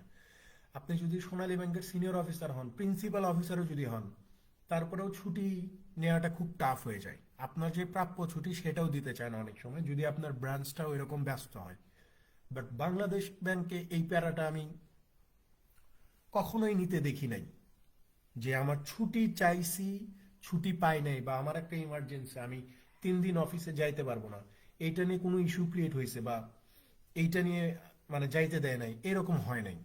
মানে আমার পরিচিত আমি যাদেরকে দেখছি যে ছুটি নিয়ে তারা কখনো প্যারাতে থাকেনি। আমার ছুটি লাগবে, আজকে আমি যাব না অফিস, আমার একটা কাজ আছে, বা আমি একটা জায়গায় যাব, সেখানে আমার 3 দিন সময় লাগবে। ঠিক আছে, জাস্ট অফিসিয়াল ফর্মালিটি মেনটেন করলেই আপনার ছুটি মঞ্জুর হয়ে যাবে। এটা কোনো বিষয়ই না। 3 দিন 4 দিন এগুলা কোনো মানে ফ্যাক্ট না। এই জিনিসগুলাতে মজা আছে। যে সাধারণত ব্যাংকে ঈদের ছুটি কয়দিন দেয়? ঈদের আগের দিন, ঈদের দিন, আর হচ্ছে ঈদের পরের দিন, 3 দিন মোটামুটি ছুটি থাকে। 3 দিন ছুটি থাকে। আমি যদি চিন্তা করি যে আমি বাংলাদেশ ব্যাংকে চাকরি করি, যে আমি ঈদের পরে আরো 4 দিন ছুটি কাটাবো, কাটান। 4 দিন ছুটি কাটায় তারপরে আসেন অফিস করেন, সমস্যা কি? এটা শুধু আপনাকে ইনফর্ম করতে হবে অফিসিয়ালি, তাইলে আপনার ছুটি মিলবে। কিছু কিছু ডিপার্টমেন্ট আছে যেগুলো আসলেই ব্যস্ত, যেখানে সেই ডিপার্টমেন্ট একদম আলাদা। ঠিক আছে, ওখানে যারা কাজ করে তারা হয়তো ছুটি ছাড়া কম পায়। আমি নর্মালি কথা বলি, মানে জেনারেলাইজ যদি করি, তাহলে দেখবেন ম্যাক্সিমাম জায়গায় হচ্ছে এরকম, ম্যাক্সিমাম ডিপার্টমেন্টে এরকম, তেমন কোনো চাপ নাই। হেড অফিসের হিসাব বাদ, মানে ব্রাঞ্চগুলোর কথা বলতেছে। দেখেন এখানে কি বলা হচ্ছে যে লাস্ট ইয়ার, গত বছরে, the sales of store X in December was 4 times the average of the monthly sales total for January through November. The sales total for December was what fraction of the sales total for the year. দেখেন এখানে বলা হচ্ছে যে গত বছরে x দোকানে জানুয়ারি থেকে November পর্যন্ত গড়ে যা বিক্রি হয়, গত বছর একটা দোকানে জানুয়ারি থেকে নভেম্বর পর্যন্ত গড়ে যত টাকার বিক্রি হয়, ডিসেম্বর মাসে বিক্রি হবে তার 4 গুণ টাকা। ডিসেম্বর মাসে তার বিক্রি হবে 4 গুণ টাকা। বলতেছে যে the sales total for December was what fraction of the sales total for the year. তাহলে পুরো বছরে আপনি যত টাকার জিনিস বিক্রি করছেন তার হিসাবে বা তার সাপেক্ষে ডিসেম্বর মাসে আপনি কত টাকার জিনিস বিক্রি করছেন সে অংশটা বের করেন। অর্থাৎ পুরো বছরে যত টাকার জিনিস বিক্রি করলেন তার কত অংশ জিনিস বা কত টাকা আপনি ডিসেম্বরে শুধু বিক্রি করছেন এটা বের করেন। আপনি নর্মাল সেন্সে চিন্তা করেন যে ভাই এই যে জানুয়ারি, এই জানুয়ারি থেকে একদম নভেম্বর পর্যন্ত ধরে নিচ্ছি যে এই যে 11 মাস, জানুয়ারি থেকে নভেম্বর পর্যন্ত মাস কয়টা? 11 মাস। 11 মাসে আমার গড়ে যেই বিক্রি সেটাকে আমি ধরে নিচ্ছি 1 টাকা। 1 টাকা। জানুয়ারি থেকে নভেম্বর পর্যন্ত 11 মাস, 11 মাসে আমার গড় বিক্রি কত? 11 টাকা। তাহলে এই যে 11 মাস, 11 মাসে আমার টোটাল সেল কত হবে? আমার টোটাল সেলটা কত হবে? আপনি বলবেন যে 11 মাসের গড় বিক্রি যদি 1 টাকা হয় তাহলে আপনার টোটাল সেল হবে 11 গুণন 11 ইজ ইকুয়াল টু 11 টাকা হবে। 11 টাকা। এখন খেয়াল করেন আমাকে প্রশ্নে বলতেছে যে ডিসেম্বর মাসে আপনি কত সেল করবেন? ডিসেম্বর মাসে আমি সেল করব এই যে 11 মাসে গড়ে আমি যত টাকা বিক্রি করছি তার 4 গুণ। তাহলে 11 মাসে আমি বিক্রি করছি গড়ে 1 টাকা, তাহলে ডিসেম্বর মাসে আমি বিক্রি করব কত? 1-এর 4 গুণ। 1-এর 4 গুণ মানে কত? এই যে 4 টাকা বিক্রি করব। তাহলে খেয়াল করে দেখেন তো এই যে জানুয়ারি থেকে ডিসেম্বর পর্যন্ত আমার টোটাল সেল কত হচ্ছে? আপনি বলবেন যে ভাই জানুয়ারি থেকে নভেম্বর পর্যন্ত আপনি 11 মাসে বিক্রি করতেছেন 11 টাকা, ডিসেম্বর মাসে বিক্রি করতেছেন 4 টাকা, তার মানে টোটাল সেল হচ্ছে আপনার 15 টাকা। তো জিজ্ঞাসা করছে যে এই যে পুরো বছরে যে আপনি 15 টাকা বিক্রি করছেন এইটার কত অংশ আপনি জানুয়ারিতে বিক্রি করলেন? তাহলে টোটাল বছরে বিক্রি করছি 15 টাকা আর জানুয়ারিতে শুধু একাই বিক্রি করছি 4 টাকা, তাহলে টোটালের কত অংশ আমি জানুয়ারিতে বিক্রি করছি? এই যে 4/15 অংশ। অপশন বি উত্তর, যে 15 ভাগের 4 ভাগ শুধুমাত্র ডিসেম্বরে আমার বিক্রি হয়েছে। সো 4/15 হবে এই প্রশ্নের সঠিক আনসার।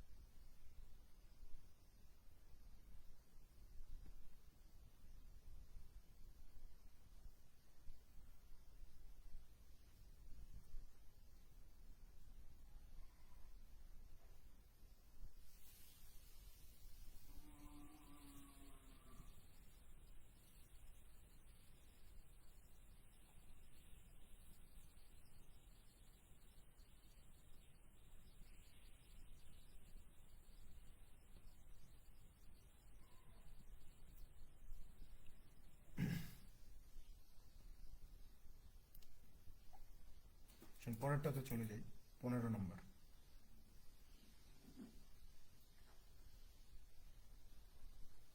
দেখেন এটা আসলে এটা সলভ করা সম্ভব না।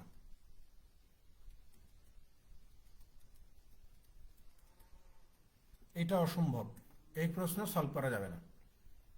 ঠিক আছে, এই প্রশ্ন মানে খাতা কলমে মুখে মুখে সলভ করার কোনো ওয়ে নাই। এখানে বলা হচ্ছে যে ইফ টাকা 1000 invested in a account paying 10% compounded monthly, how much would be the interest ending balance at the end of 10 years. বলতেছে যে 1000 টাকার মাসিক 10% হার চক্রবৃদ্ধি সুদে 10 বছরের সুদ কত হবে? এটা বের করা সম্ভব না। ঠিক আছে, এটা বের করা সম্ভব না। 10% হার চক্রবৃদ্ধি, তাও মাসিক, আমাকে বের করতে হবে 10 বছরের কত। এটা কি বের করা সম্ভব? এটা বের করা পসিবল না, এটা ইম্পসিবল। এটার উত্তরটা মাথায় রাখেন, কারণ প্রশ্নকর্তা তো পাগল ছাগল, এরা কখন কোনটা দিয়ে দিবে তার ঠিক নাই। এটার উত্তর হচ্ছে 2708। যদি এই ধরনের প্রশ্ন দিয়ে দেয় কখনো, ঠিক আছে, একটু মাথায় রাখেন যে এটার উত্তর হবে 2708। যদিও এই প্রশ্ন আর কখনোই আসে নাই, ওইবারই শুধু আসছিল।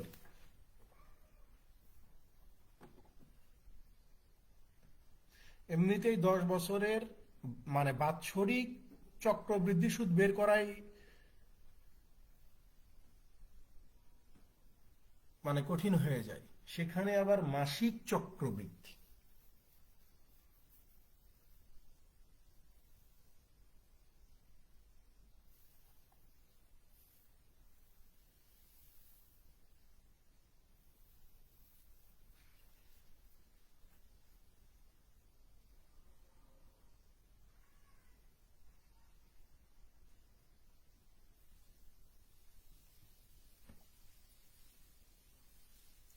দেখেন এই টাইপের একটা প্রশ্ন, ওই যে আপনারা 2018 থেকে 19-এ রিটেন পরীক্ষায় একটা প্রশ্ন দিছিল।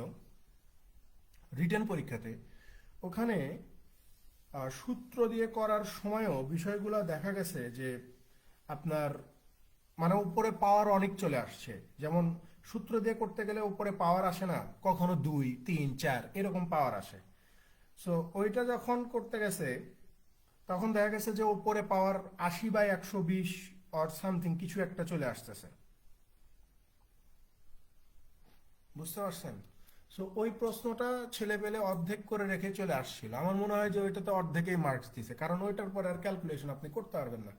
কারণ এই প্রশ্নের ক্ষেত্রে পাওয়ার অনেক হয়ে যাবে, 120 অর সামথিং কিছু একটা পাওয়ার হয়ে যাবে। সো যেটা আসলে কখনোই ক্যালকুলেশন করা সম্ভব না, বুঝতে পারছেন? এখানে বলতেছে যে মানে নিয়ারেস্ট এন্ডিং ব্যালেন্স, আপনি কখন মানে নিয়ে কাছাকাছিও যাইতে পারবেন না, ঠিক আছে? 1 বছরেরটা বের করা এখানে কঠিন ব্যাপার আছে, বুঝতে পারছেন? সো এটা সলভ করা সম্ভব না।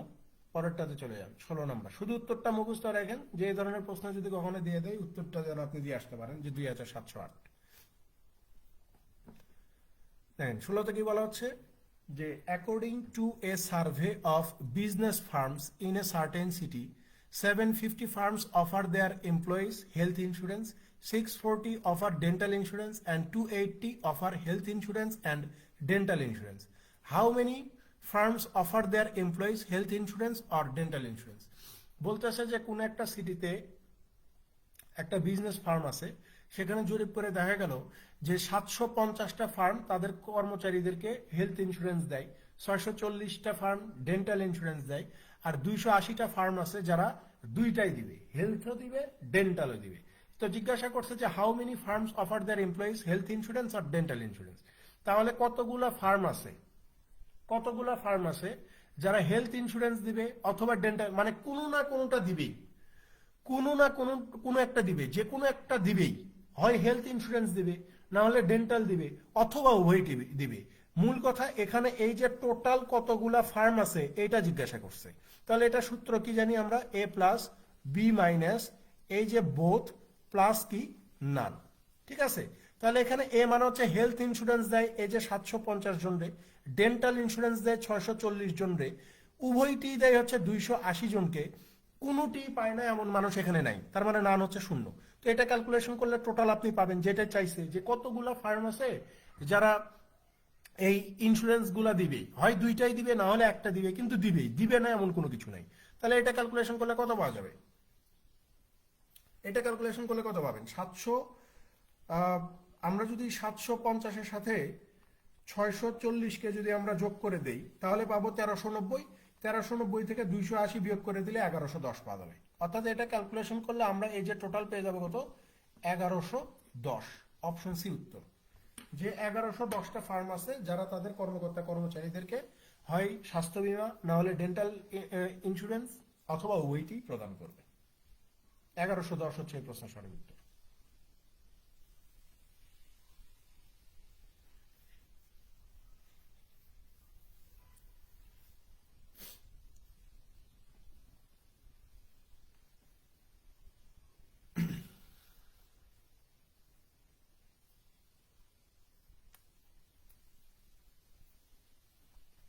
পরেরটাতে চলে যাই।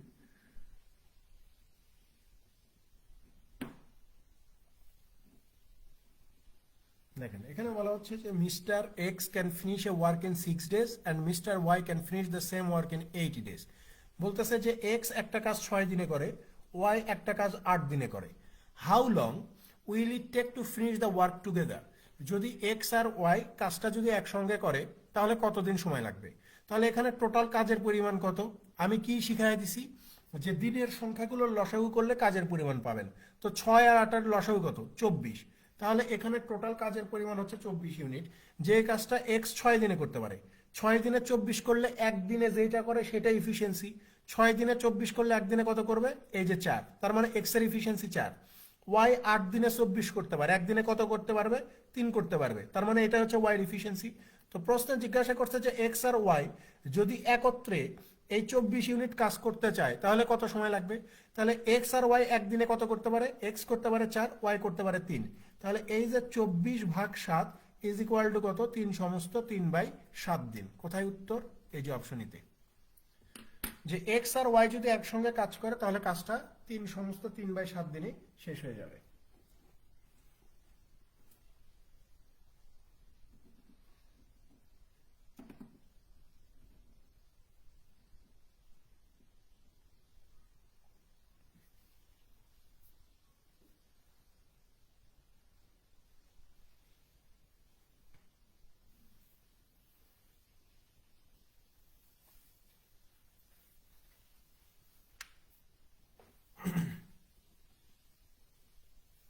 পরেরটাতে চলে যান।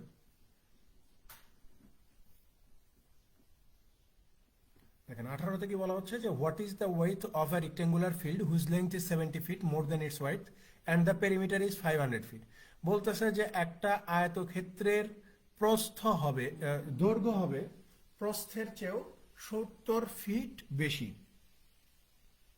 ঠিক আছে, একটা আয়তক্ষেত্রের দৈর্ঘ্য হবে প্রস্থের চেয়েও 70 ফিট বেশি এবং আয়তক্ষেত্রের পরিসীমা যদি 500 ফিট হয় তাহলে দৈর্ঘ্যটা কত? তাহলে এখানে আমরা যদি দৈর্ঘ্যটাকে যদি এ ধরি তাহলে প্রস্থটাকে যদি আমরা এ ফিট ধরি তাহলে দৈর্ঘ্যটাকে কত ধরতে হবে? প্রস্থের চেয়েও 70 ফিট বেশি, অর্থাৎ এ প্লাস 70 ধরতে হবে। আমরা জানি যে আয়তক্ষেত্রের পরিসীমা কত? এই যে 2 ইন্টু দৈর্ঘ্য যোগ প্রস্থ ইজ ইকুয়াল টু কত? পরিসীমা কত দেওয়া আছে? এই যে 500 ফিট দেওয়া আছে। তাহলে এই যে 2 ইন্টু দৈর্ঘ্য হচ্ছে এ প্লাস 70, প্রস্থ হচ্ছে এ, ইজ ইকুয়াল টু কত? এই যে 500। 2 এই 500-র ভিতরে কতবার যাবে? 250 বার যাবে। তাহলে 2a ইজ ইকুয়াল টু কত? এই যে 70 এখানে বিয়োগ করে দিব। তাহলে 2a ইজ ইকুয়াল টু কত হবে? 250 থেকে 70 বাদ দিলে 180 হয়ে যায়, 180 হয়ে যাবে, তাই না? তাহলে আমাকে বের করতে হবে কি এর মান। তাহলে 2 এই 180-র ভিতরে কতবার যাবে? 90 বার যাবে। তো প্রশ্নে কি জিজ্ঞাসা করছে যে what is the width of a rectangular field, অর্থাৎ প্রস্থ কত? তো ঠিকই আছে, প্রস্থকে আপনি এ ধরছেন না, প্রস্থকে এ ধরছেন, এর মান কত বের হয়ে গেছে? এই যে 90 ফিট বের হয়ে গেছে। তার মানে আয়তক্ষেত্রের প্রস্থ কত? 90 ফিট।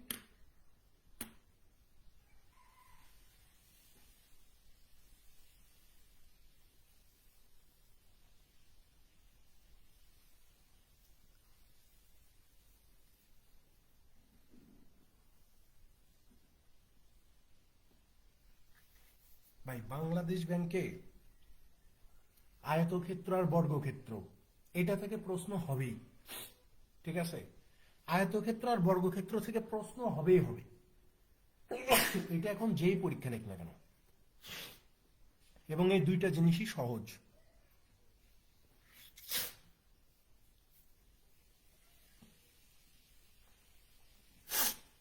দেখেন পরেরটাতে চলে যান।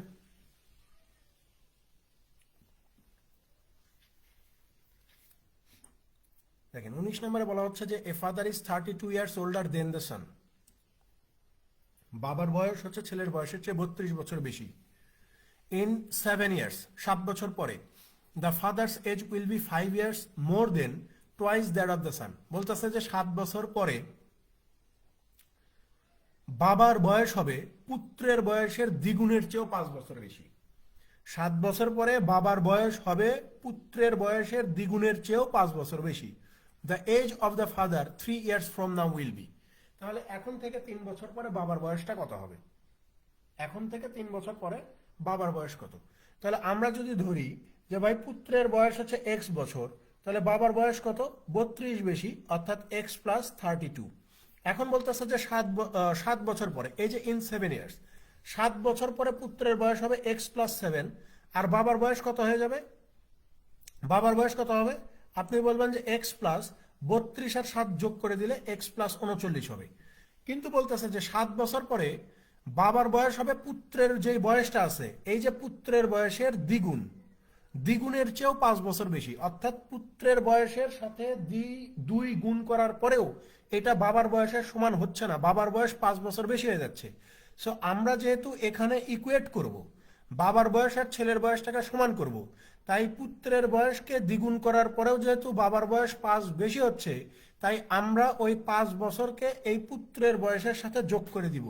তাহলে বাবা আর পুত্র দুইজনের বয়স কি হয়ে যাবে? সমান হয়ে যাবে। এখন ইকুয়েশনটা সলভ করেন। 2x প্লাস 7 দুগুণ 14 প্লাস হচ্ছে 5 is equal two x plus 39। ঠিক আছে, তাহলে 2x থেকে x বাদ দিলে x পাবো, 39 থেকে 14 5 19 বাদ দেন, তাহলে x এর ভ্যালু কত পাওয়া যাবে? 20 পাওয়া যাবে। জিজ্ঞাসা করছে যে বর্তমান থেকে 3 বছর পরে বাবার বয়স কত হবে। তাহলে বাবার বর্তমান বয়স কত? x প্লাস 32, এইটার সাথে আরো 3 বছর যোগ করলে বাবার বয়স কত হবে? আপনি বলবেন যে ভাই 20 যোগ 32 যোগ 3 ইজ ইকুয়াল টু 55 বছর হবে হচ্ছে বাবার বয়স। বর্তমান থেকে 3 বছর পরে 55 বছর হয়ে যাবে।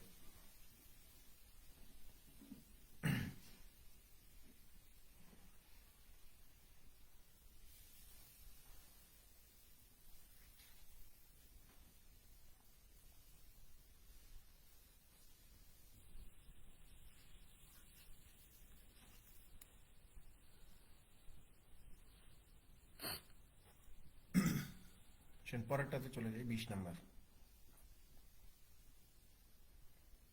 দেখেন এটা সহজ প্রশ্ন। এখানে বলা হচ্ছে যে if the total cost C equal to 1000 plus 0.2s, where s is the sales volume, the variable cost on sales of টাকা 1000। এখানে বলা হচ্ছে যে কোন একটা জিনিসের টোটাল দাম দেওয়া আছে যে 1000 plus 0.2s, where s is the sales volume, যেখানে s হচ্ছে ধরে নেন যে আপনার সেলসের কোন একটা মানে কি বলছে যে সেলসের একটা ভলিউম বা লিমিট বলতে পারেন আপনি। ঠিক আছে, the variable cost on sales of টাকা 1000 বলতেছে যে এই যে এস, এই সেলসের মানটা দেওয়া আছে, এই এস এর মানটা কত দিয়ে রাখছে? 1000 টাকা। ঠিক আছে, যে ধরে নেন যে আপনি এস সংখ্যক জিনিস বিক্রি করছেন, তো এই এস সংখ্যক জিনিসের যেই মানে কস্টটা বা খরচটা সেটা কত? এই যে 1000 টাকা। অর্থাৎ আমরা বলতে পারি যে ভাই এখানে দেওয়াই আছে যে এস এর মান কত? 1000 টাকা। আমাকে কি বের করতে হবে? যে এই ভেরিয়েবলটুকু কত, এই ভেরিয়েবলের মানটা কত হবে। এই যে 0.2s, এইটার মানটা শুধু কত এটা জিজ্ঞাসা করছে। তাহলে এই যে 0.2s এর মান আপনি বের করতে পারবেন না, যে 0.2 ইন্টু এস এর মান কত? এই যে 1000। তাহলে কত হবে? কত হয়ে যাবে? 2 গুণন 1000 করেন, দশমিক তুলে দিয়ে 1, দশমিকের পর একটা ডিজিট আছে 0, 0 0 কেটে দেন, 2 আর 100 গুণ করে দিলে কত হয়ে যাবে? 200 হয়ে যাবে না? কোথায় আছে উত্তর? অপশন ডিতে।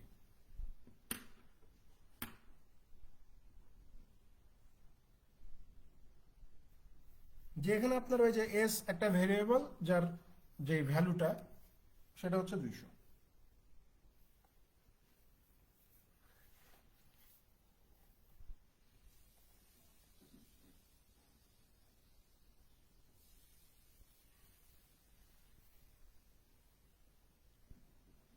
দেখেন একদম যদি সহজভাবে বলি, এখানে বলতেছে যে একটা জিনিসের ক্রয় মূল্য দেওয়া আছে কত?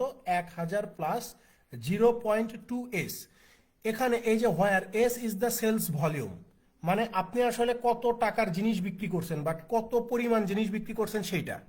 ঠিক আছে, এই এস দ্বারা বোঝাচ্ছে সেলস ভলিউমটা, যে আপনি আসলে কত টাকার জিনিস বিক্রি করছেন বা কি পরিমাণ জিনিস বিক্রি করছেন, এই এস দ্বারা সেই জিনিসটাকে বোঝাচ্ছে।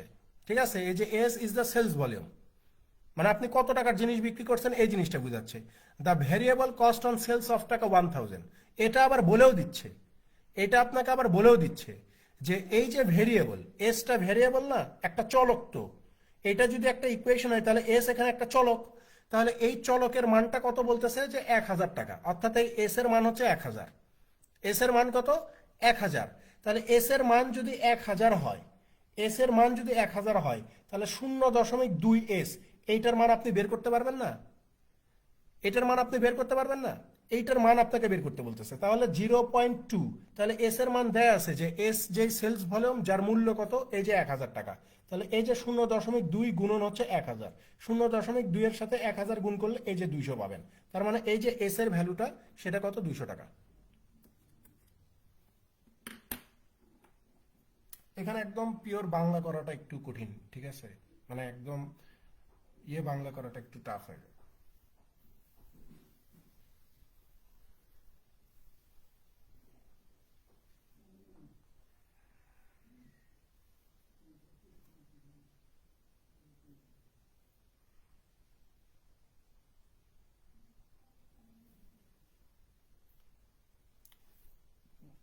ল্যাঙ্গুয়েজটা এরকমই আর কি, মানে এটার একদম পিওর বাংলা কোথাও নাই, বা এগুলোর পিওর বাংলা আসলে হয় না।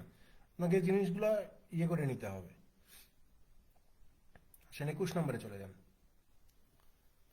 দেখেন এখানে কি বলা হচ্ছে যে দ্য কম্পাউন্ড ইন্টারেস্ট অন টাকা 10,000 for 4 years at 5% per Anam will be approximately. বলতেছে যে 10,000 টাকার 4 বছরে 5% হারে চক্রবৃদ্ধি সুদটা কত। আমরা কি শিখাইছিলাম এর আগে, মনে আছে কিনা আপনাদের জানি না, যে 4 বছরের কম্পাউন্ড ইন্টারেস্ট যদি জিজ্ঞাসা করে তাহলে রেশিওটা কত হয়? এই যে 4:6:4:1 হয়ে যায়, তাই না? তাহলে এই যে 10,000, 10,000-এর 5% কত? 10,000-এর 5%, 10,000-এর 5% হচ্ছে 500 টাকা। তার মানে 4-এর নিচে হচ্ছে 500, 500-র আবার 5%, 500-র 5%, 500-র 5% হচ্ছে 25 টাকা, ঠিক আছে? 25-এর আবার 5%, 25-এর আবার 5% হচ্ছে এই যে 0.25 টাকা। যেহেতু আমাকে অ্যাপ্রক্সিমেট একটা ভ্যালু বের করতে হবে, তাই আমরা এখানে 0.25-এর আবার 25% কত এইটা বের করতে যাব না। তাহলে দেখি আমার কম্পাউন্ড ইন্টারেস্ট কত আসতেছে। 4 আর 500 গুণ করলে এই যে 2,000 টাকা আসে, 2,000। 6 আর 25 গুণ করলে এই যে 150 টাকা আসে। তারপরে 4 এর সাথে 0.5 গুণ করলে এই যে 5 টাকা আসে। অর্থাৎ এখানে 2155 টাকা আসতেছে। এখানে অপশনে কোথাও 2155 টাকা নাই, আছে হচ্ছে 2150 টাকা। তাই এটাই উত্তর। যেহেতু আমাকে বলছে যে তুমি অ্যাপ্রক্সিমেট ভ্যালু বের করো, তো আমরা অ্যাপ্রক্সিমেট ভ্যালু পর্যন্ত গেছি এই পর্যন্ত, কিন্তু ওরা অপশন দিয়ে রাখছে শুধু এই দুই ঘর। অর্থাৎ এই যে 4-5-2,000, 6-25-এ 150, তাহলে কত হচ্ছে? এই যে 2150।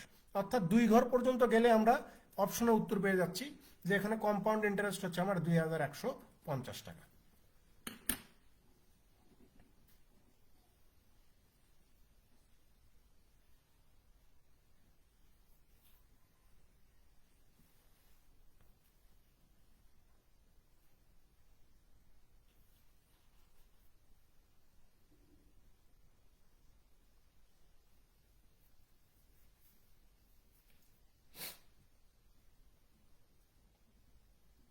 সেটা পরেরটাতে চলে যান, 22 নম্বর।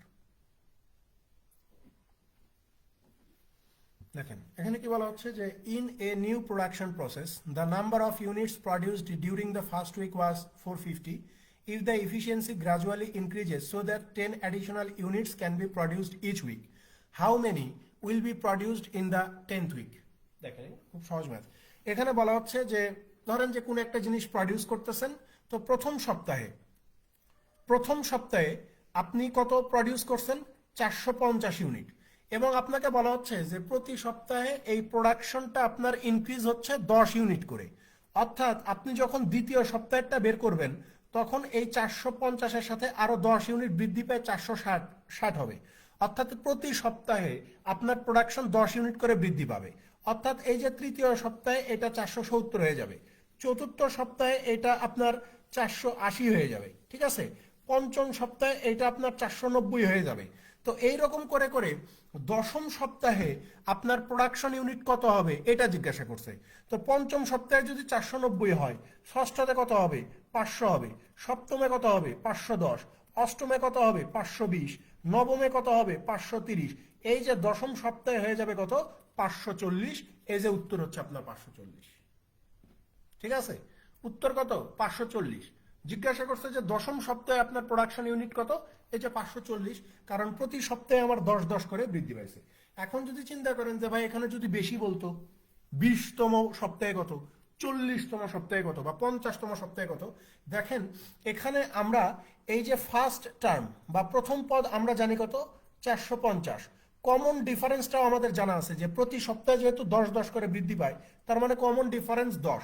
এখানে আমাকে nth টার্ম বের করতে হবে। nth টার্মের সূত্র কি, a plus n minus one into D. এখানে nth টার্ম মানে কি, এই যে দশম সপ্তাহ অর্থাৎ দশম পদ কত এটা বের করা লাগবে।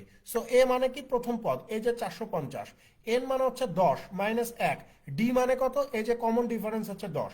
ঠিক আছে, এই যে 450 যোগ 9 গুণন 10 ইজ ইকুয়াল টু কত, 450 যোগ 90 ইজ ইকুয়াল টু হচ্ছে 540। সূত্র দিয়েও বের করতে পারে। ঠিক আছে, এটা যেহেতু কম তাই আমি এরকম ম্যানুয়ালি বের করছি। আপনি চাইলে এই যে nth টার্মের যে ফর্মুলাটা আছে এটা দিয়েও দ্রুত বের করতে পারবেন। এরকম কম হলে এইভাবে বের করা যায়, মুখে আপনি বের করতে পারবেন।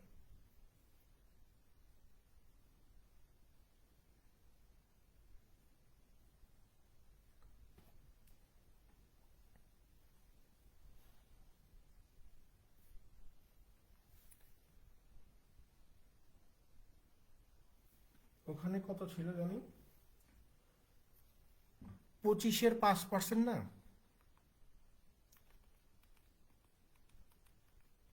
1.25 হবে। ঠিক আছে, ওখানে একটা ভুল করছি, একটা মিসিং আছে, ধরেন আমি ঠিক করে দিচ্ছি। এখানে 25-এর এই যে 25-এর আবার 5%, 25-এর 5% মানে কত, 125/100 মানে হচ্ছে 1.25। এখানে জাস্ট এই যে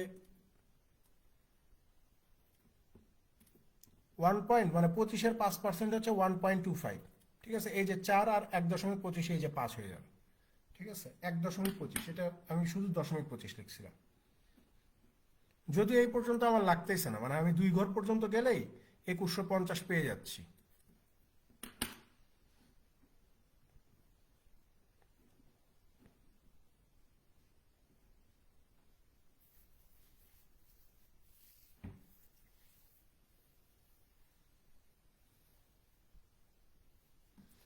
পরেরটাতে চলে যাই, 23 নম্বর। দেখেন 23-এ কি বলতেছে যে due to reduction in the bus fare by 15%, বলতেছে যে বাসের ভাড়া 15% কমে গেছে। The number of passengers on a certain route increased by 40%। বলতেছে যে এর ফলে মানে বাসের ভাড়া কমে যাওয়ার ফলে একটা রুটে যাত্রীর সংখ্যা 40% বৃদ্ধি পাইছে। What will be the percentage increase in the revenue, তাহলে আপনার যে রেভিনিউ বা লভ্যাংশ এটা কত পার্সেন্ট বৃদ্ধি পাবে। ভাই একটা জিনিস মাথায় রাখবেন, এগুলো হচ্ছে পার্সেন্টেজের মানে একদম ইয়ের লেভেলের অঙ্ক, যে আপনাকে যখন কোনো কিছু বলবে যে একটা জিনিস কমতেছে আবার বাড়তেছে, এইগুলো আপনি খুব সহজে এইভাবে সলভ করতে পারেন। যে ধরে নেন যে শুরুতে আপনার একটা জিনিস 100 ছিল, তারপরে বলতেছে যে এই যে 15% কি হয়ে যাবে, কমে যাবে।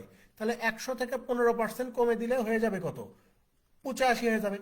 তারপরে বলতেছে যে 40% বৃদ্ধি পাবে। এখন সেটা যাত্রী বৃদ্ধি পাক, দাম বৃদ্ধি পাক, যাই বৃদ্ধি পাক না কেন, 100 থেকে 15% কমাইছেন, 85 হয়েছে। এখন বলতেছে যে 85 থেকে 40% আপনি বৃদ্ধি করবেন। 85-র আবার 40% কত, 85-র 40% বের করার জন্য আমরা কি করব, যে 40% মানে হচ্ছে 2/5। তাহলে 85-র 40% মানে হচ্ছে 17×34। 85-র উপরে 34 বৃদ্ধি পাওয়া মানে কত, 119 হয়ে যাওয়া। তার মানে শুরুতে জিনিসটা ছিল 100, একবার 15% কমা এবং আরেকবার 40% বৃদ্ধির ফলে আমার জিনিসটা দাঁড়াইছে কত, 119-এ। তাহলে এখানে কত বৃদ্ধি পাইছে, এখানে কত বৃদ্ধি পাইলো, 100 টাকা ছিল 119 হয়ে গেছে, তার মানে 19 টাকা বৃদ্ধি হয়েছে না। তাহলে উত্তর আছে কোথায়, এই যে অপশন বিতে, যেখানে আমার 19% বা 19 টাকা বৃদ্ধি পাবে।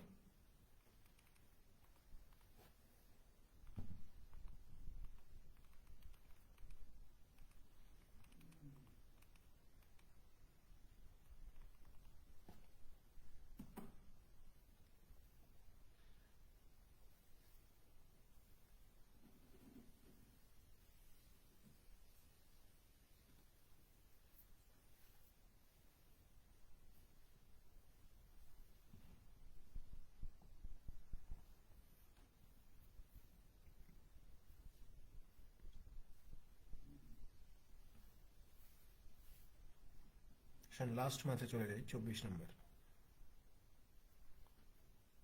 দেখেন এখানে বলা হচ্ছে যে the average of three numbers is 24, তিনটা সংখ্যার গড় 24, two of the numbers are 21 and 23। বলতেছে যে এই তিনটা সংখ্যার মধ্যে দুইটা সংখ্যা আমরা জানি 21 আর 23। What is the third number? তাহলে তৃতীয় সংখ্যাটা কত? তাহলে তিনটা সংখ্যার এভারেজ যদি 24 হয়, তাহলে এই তিনটা সংখ্যার সমষ্টি কত হবে? আপনি বলবেন যে 24 3 72 হবে। তাহলে এই 72-এর মধ্যে তিনটা সংখ্যা আছে যার ভিতরে দুইটা সংখ্যা আমরা জানি, একটা হচ্ছে 21 আর একটা হচ্ছে আপনার কত 23। ঠিক আছে, তাহলে 72 থেকে 21 আর 23 বিয়োগ করে দিলেই তো আমরা উত্তর পেয়ে যাবো যে 72 মাইনাস 44, তাই না? তাহলে আমাদের উত্তর কত হয়ে যাবে? 4 আছে কত হলে 12 হবে, 8 হলে 5, 28 হয়ে যাবে না? 28, যে আমার তৃতীয় সংখ্যাটা হচ্ছে 28, এটাই হচ্ছে আমার থার্ড নাম্বার।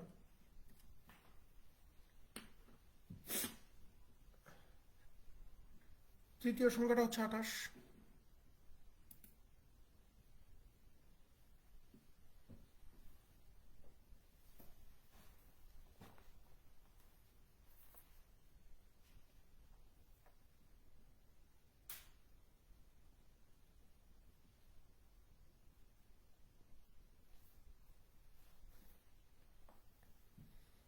আমাদের সহকারী পরিচালকের আর একটা প্রশ্ন বাকি আছে 2001 সালের, ঠিক আছে?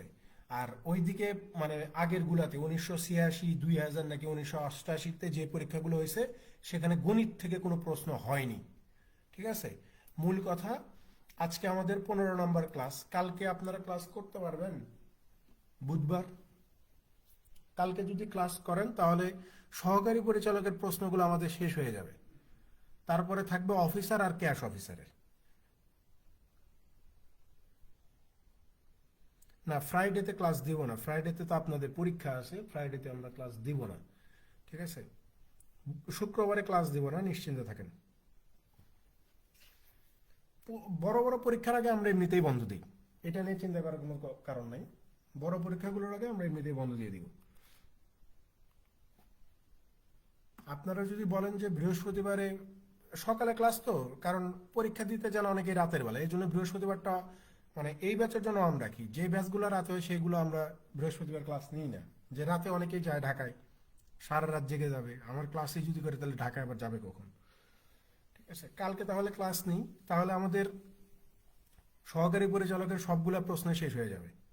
তারপরে থাকবে অফিসার আর ক্যাশ অফিসারের কয়েকটা। ঠিক আছে, মূল কথা যে কালকের ক্লাস হয়ে গেলে আর 7টা ক্লাস থাকবে, মানে কোর্স শেষের দিকে বলা চলে। ঠিক আছে, তাহলে কালকে ক্লাস করবো নি, সমস্যা নেই। ভালো থাকবেন সবাই, আল্লাহ হাফেজ।